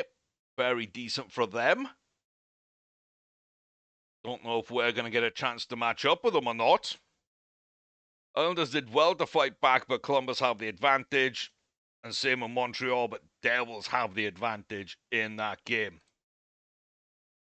This all she wrote is McKinnon, McCarr, Natchez, Landeskog, the youngsters we got coming through. Is there something here for us? Or do the Wild take it in 6? Tied 3 apiece. Tied 3 apiece. Chushkin to Kako to Gurliev, Kaprizov, Hughes, and Boldy, York to Natchez. Then a flurry in the third. Gurliev, Landeskog, Natchez, McKinnon, Height, Hughes, Yurov, Malinsky, Nichushkin, Nelson, and then finally Kaprizov, Miller, Boldy. We played okay. We played offense. We didn't play defense. They played defense. They didn't have too much offense. And yeah, Wedgwood was poor, but not kind of any worse than Volstead. And we do have a better team, so if we do just match goalies, then we should win, and we did win. It's a big game 6, I gotta say. That's a big game 6. The Blue Jackets beat the Islanders in 6. So they overcome Carolina and the Islanders, who I really liked on that side of the bracket. Blue Jackets are just coming alive at a good time. Montreal, New Jersey going to 7. We're going to 7 for the right to face Seattle.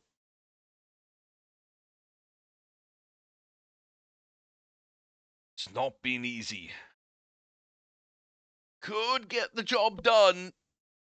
Game 7, May 6th. Mile High Ball Arena. Okay. It took a game 7 at home. It took a game 7 at home. We get the guarantee. Double digits. And Wedgwood with a shutout. It was a hard fought first series. And it took game 7 at home for Wedgwood to be like, oh, we need this one. I'm on it. It took a game like this for Nate McKinnon to be like, oh, I'm on this. Don't worry. I got this. My God. Faber tripping early on. McCarr to York. McKinnon, we're up. Game winner, technically. Malinsky to Ball. Again, two defensemen combining, feeding McKinnon. Suzuki to York. Lehkonen chips in. Nelson to Gurliev. Brindley chips in the second. Natchez to McKinnon. Landeskog shows up. Ball, Malinsky, Hig, McCarr, Landeskog. And the hat-trick goal for Nathan McKinnon. And then in the third, McKinnon does board, but they don't score on it. Of course, we shut them down. We got Nelson, Manson, Gurliev, and Carson Lambus halfway through the third. Hook somebody. Natchez to McKinnon. Gabe Landeskog gets on the board. And the first goal of the playoffs of Sam Malinsky comes via Suzuki and Dak combining to feed them. Minnesota did not want Game 7 in Denver. They were absolutely poor, and oh my God, we were just rampant. We finally showed up. Wallstead got slapped. Gustafsson didn't do much better. And Wedgwood didn't face that many shots, but he just shut them down. Where's this team last year in round one, this year round one, and this year round two before this game against the Wild? Why have I got to go through heart attacks and anxiety? Western Conference Final then. Seattle only dropping one game.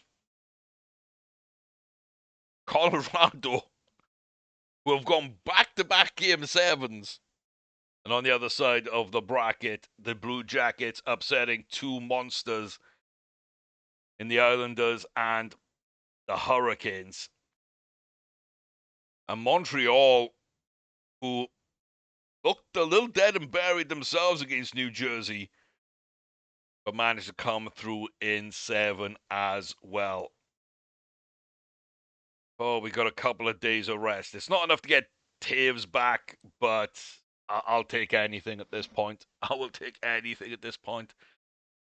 Columbus leads in their series. They do seem to be on a bit of a path right now. So do Seattle. Open up game 1, and we do win. It's 7-3. I don't mind games like that.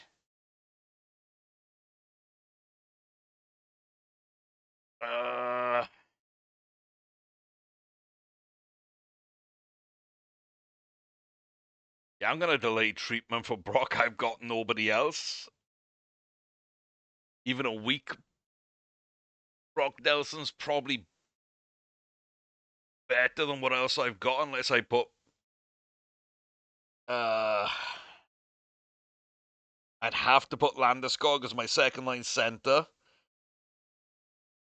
I don't mind that. I could have done that, but yeah, let's delay the treatment. Lehkonen to Suzuki, Eberle, Robertson, Lindgren, McCann, Oleksiak, Suzuki, Ball, Lehkonen, all tied after 1. Chushkin, Brindley, Nelson. York, Landeskog, McKinnon for the game winner. McKinnon, Malinsky, Landeskog, McCarr, Brindley. We're up by 4.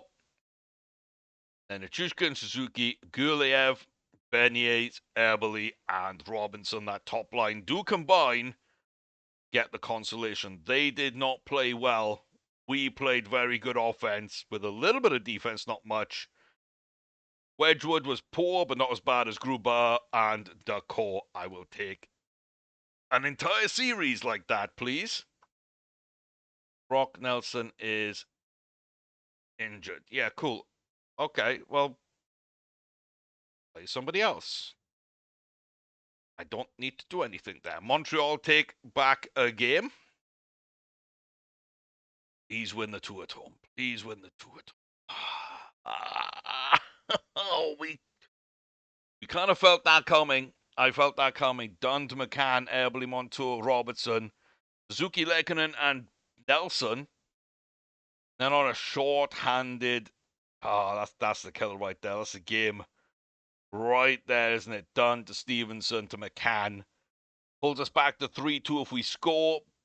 Pushes us to 4-1 early in the second because they get a shorty.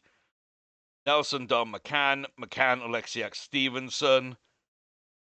They showed up a little bit. We didn't. Wedgwood was abysmal. The Noonan did okay. And Grubauer was just pretty damn good himself. Columbus, back ahead. A game in Seattle, no. Oh.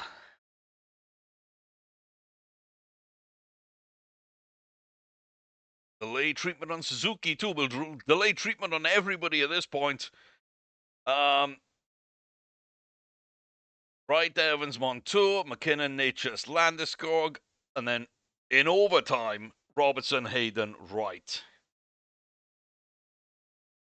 Kind of played okay. They played really good defense. And, yeah, Grubauer stands on his head. Wedgwood kind of sucks. And we're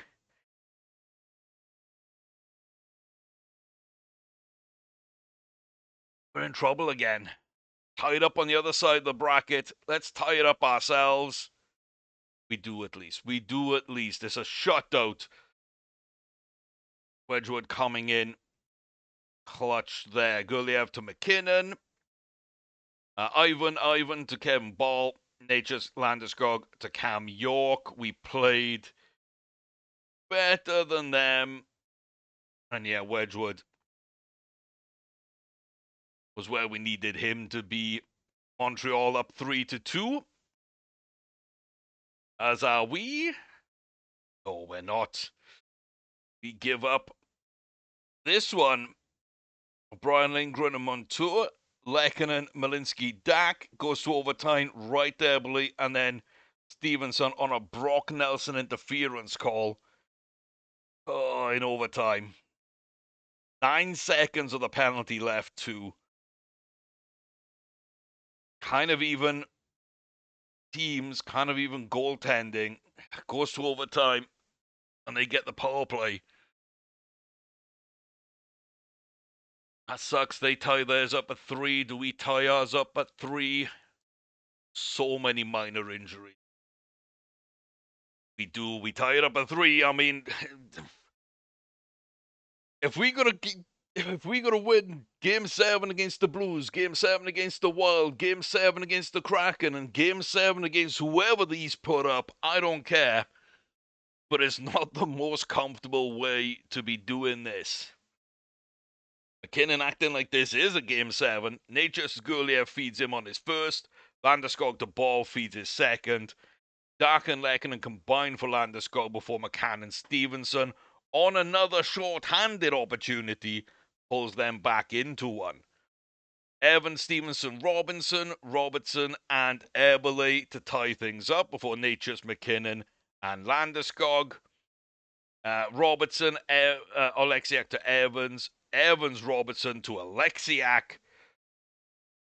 And then the game-tying goal is the hat-trick from Marty Natchez, beating Nathan Nate Dog McKinnon, getting the job done. Goes to overtime. Ball to Ivan. Both teams didn't really play that well. Wedgwood played absolutely terribly, but we snuck the game anyway. And Montreal in the final, or did Columbus do it? Columbus did it. My God, they knocked out my top 3 teams in the East. Unbelievable from them. Is it unbelievable from us? Please, for a spot in the Stanley Cup final. It's a big win to send us there. Yeah, there's room for improvement with Macau, but we just won. We get into the Stanley Cup final. Like, let's not badmouth our players. Oh, and another Game 7 performance. Nature's McKinnon, Landeskog, McCann, Nichushkin, Brindley, Ivan, Ball, Haig. McKinnon's solo power play after Nyman gets a game misconduct call. And that's killed the game right there. In the second, Suzuki, Malinsky, and Ball just rounds things out. Dunn defended well. Yeah, Kevin Ball's been brought in to be a defenseman. That's what he's done for us. We've got enough offense elsewhere. Wedgwood did what he wanted to. Group R. Good series, but does not come out on top again because 7 games, no rest whatsoever. No rest whatsoever. Nelson, Suzuki, both hurt, but on injections. Haig, a little banged up. McCarr's been a little banged up. McKinnon's been a little banged up. We still got Devon Taves out, but we stretched out 3 separate series to 7. And so technically,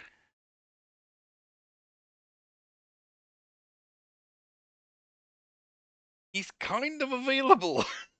Kind of available.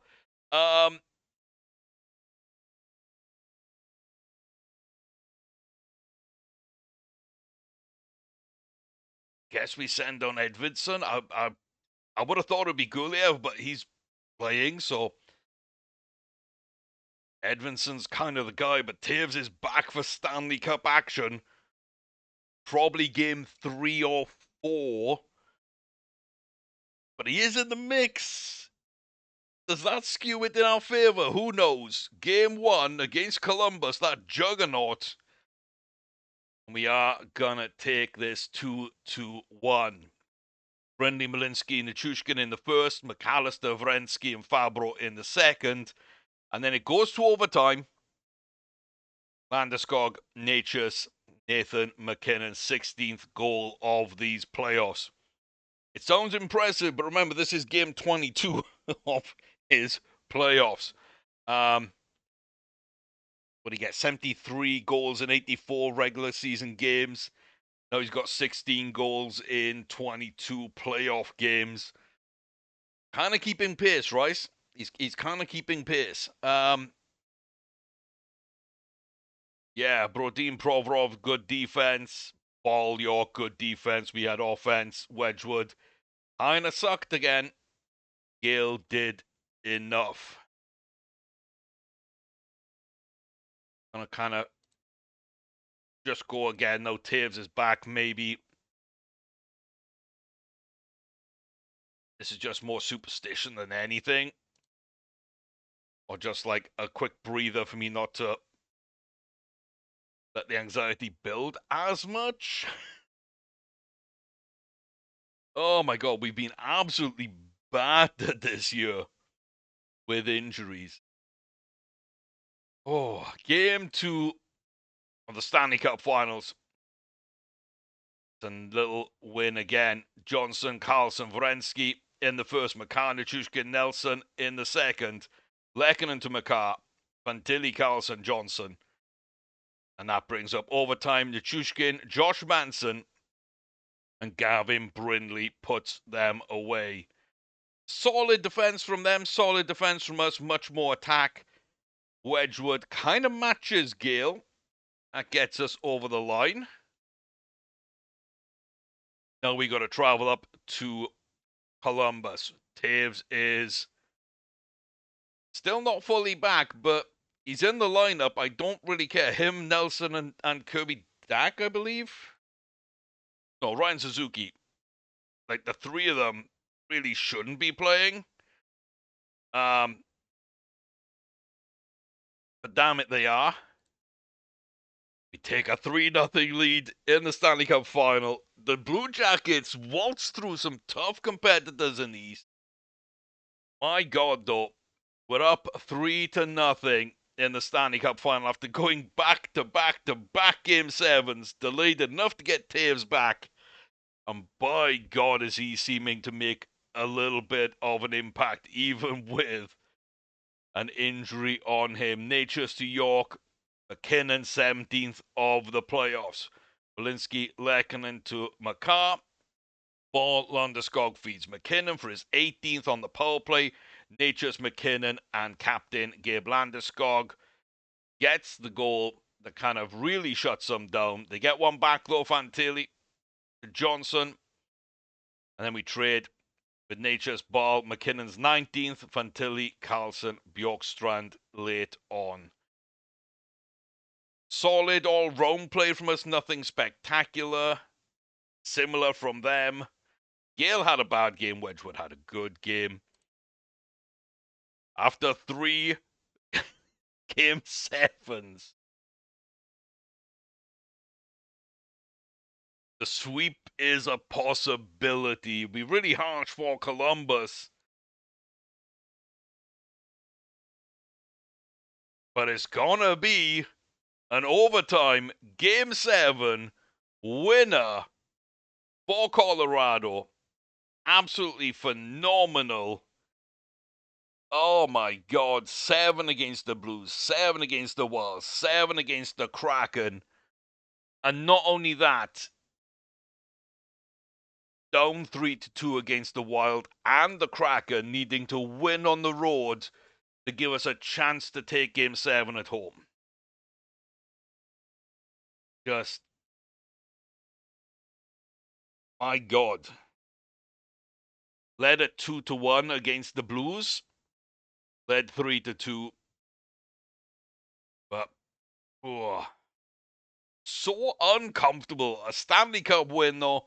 That's number 4. More importantly for me, it's the second for Landeskog. It's the second for McKinnon. The second for Taves.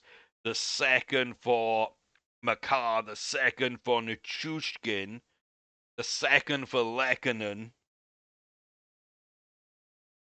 And it's the first, and the reason why we signed him for Brock Nelson as well. So kudos to him playing through the pain as well to get the job done. Ooh. Barely got over the line. Barely got over the line. 25 games, 28 points from Landeskog, 34 for McKinnon. Slavkovsky, 22 and 19, 20 and 25 for Natchez. Best goalie was Wedgwood, but yeah, like he played 25 games. He probably showed up and played well in 6 of them, 7 at most. He was okay and not the reason that we would lose in probably another 6 or 7. And then the other 10 or so, the reason why we didn't win. Yeah.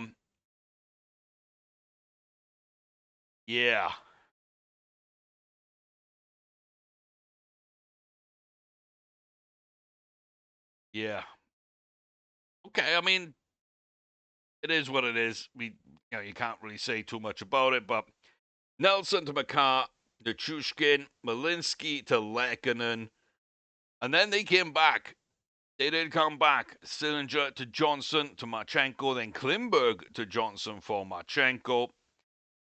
Bad period for us. Discipline went out the window. Brought them back into the game. Landeskog, Ball to Natchez, Johnson, Fantilli, Ivan Provorov getting things all tied up with 2 left to go. And the game winner, Capo Caco, Ivan, and Michael Haig with the Stanley Cup winning goal. Becomes a legend. Absolutely fantastic. We played well. Makar played well. He didn't really show up this season at all. But regular season or postseason, his metrics, his goal scoring, his assists, just not great. But his game rating was there. He's just very quietly quarterbacking the whole thing. And I'll kind of take it. They had some great defensive dig-ins here. Look at that. McAllister, Lundstrom, Provoros, Brodin. Just elite defense. Sillinger helping out. Yeah. It was offense versus defense, and Scotty was slightly better, but not really, than Gale. Again, that goes in the column of didn't win or lose us the game, just made himself a non-factor, which is kind of where I needed him to be. But we do sweep. It's a really weird one. Nelson, Suzuki both going to be out, though. Now, Taves, Guliev still recovering. And yeah, we are trying to get Kuhlman's back for the next season. I don't know what happens to a couple of these players. Now, Josh Manson at 35. Got a Stanley Cup. Does he retire? You know, Brock Nelson, 35, injured, gets over the line. Yeah, he's got a deal left, but he could retire. Got his Stanley Cup as well. A second for Landeskog coming back after big injury. Returns to his best, has a monster season and playoffs, to be fair to him. Like, is there anything left to prove there? I don't know. And Wedgwood gets his hands at age 34 on a cup. Probably doesn't retire. Taves a second cup, 33.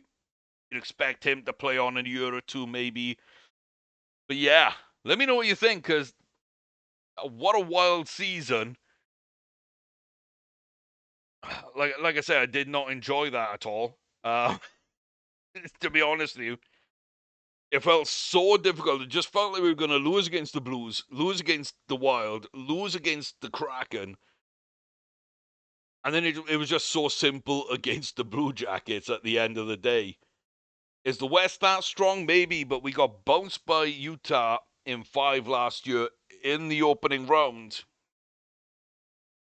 And here we had to go back to back to back game 7s. But we earned our spot. Our big boys came to play. We showed up in game 7s massively. We showed up in a game 6 against Seattle as well. When it came time for the Stanley Cup final, I think all the pressure kind of faded away. And we just played our hockey and got the job done. So, yeah, like, comment, subscribe. Disappointing season 1, record breaking on so many levels, and our 4th Stanley Cup. Pretty good season all in all, I would say. McKinnon, phenomenal. The team, phenomenal. Big questions still need to be asked. We do need a great goalie to kind of come in for Wedgwood over the next year or two. Is that in the balk off? Does a Noonan have what it takes? Kind of steal that spot? I don't know. You let me know. I'll see you next time. Take care. Stay safe. All the very best. Let's go celebrate this win. And I'll see you back here probably for the draft to kick off run into season 3. We got some good picks. We don't need too much, but we might be losing a core of this team due to cap and age. So maybe we do need those picks. We'll see what happens with them when we return.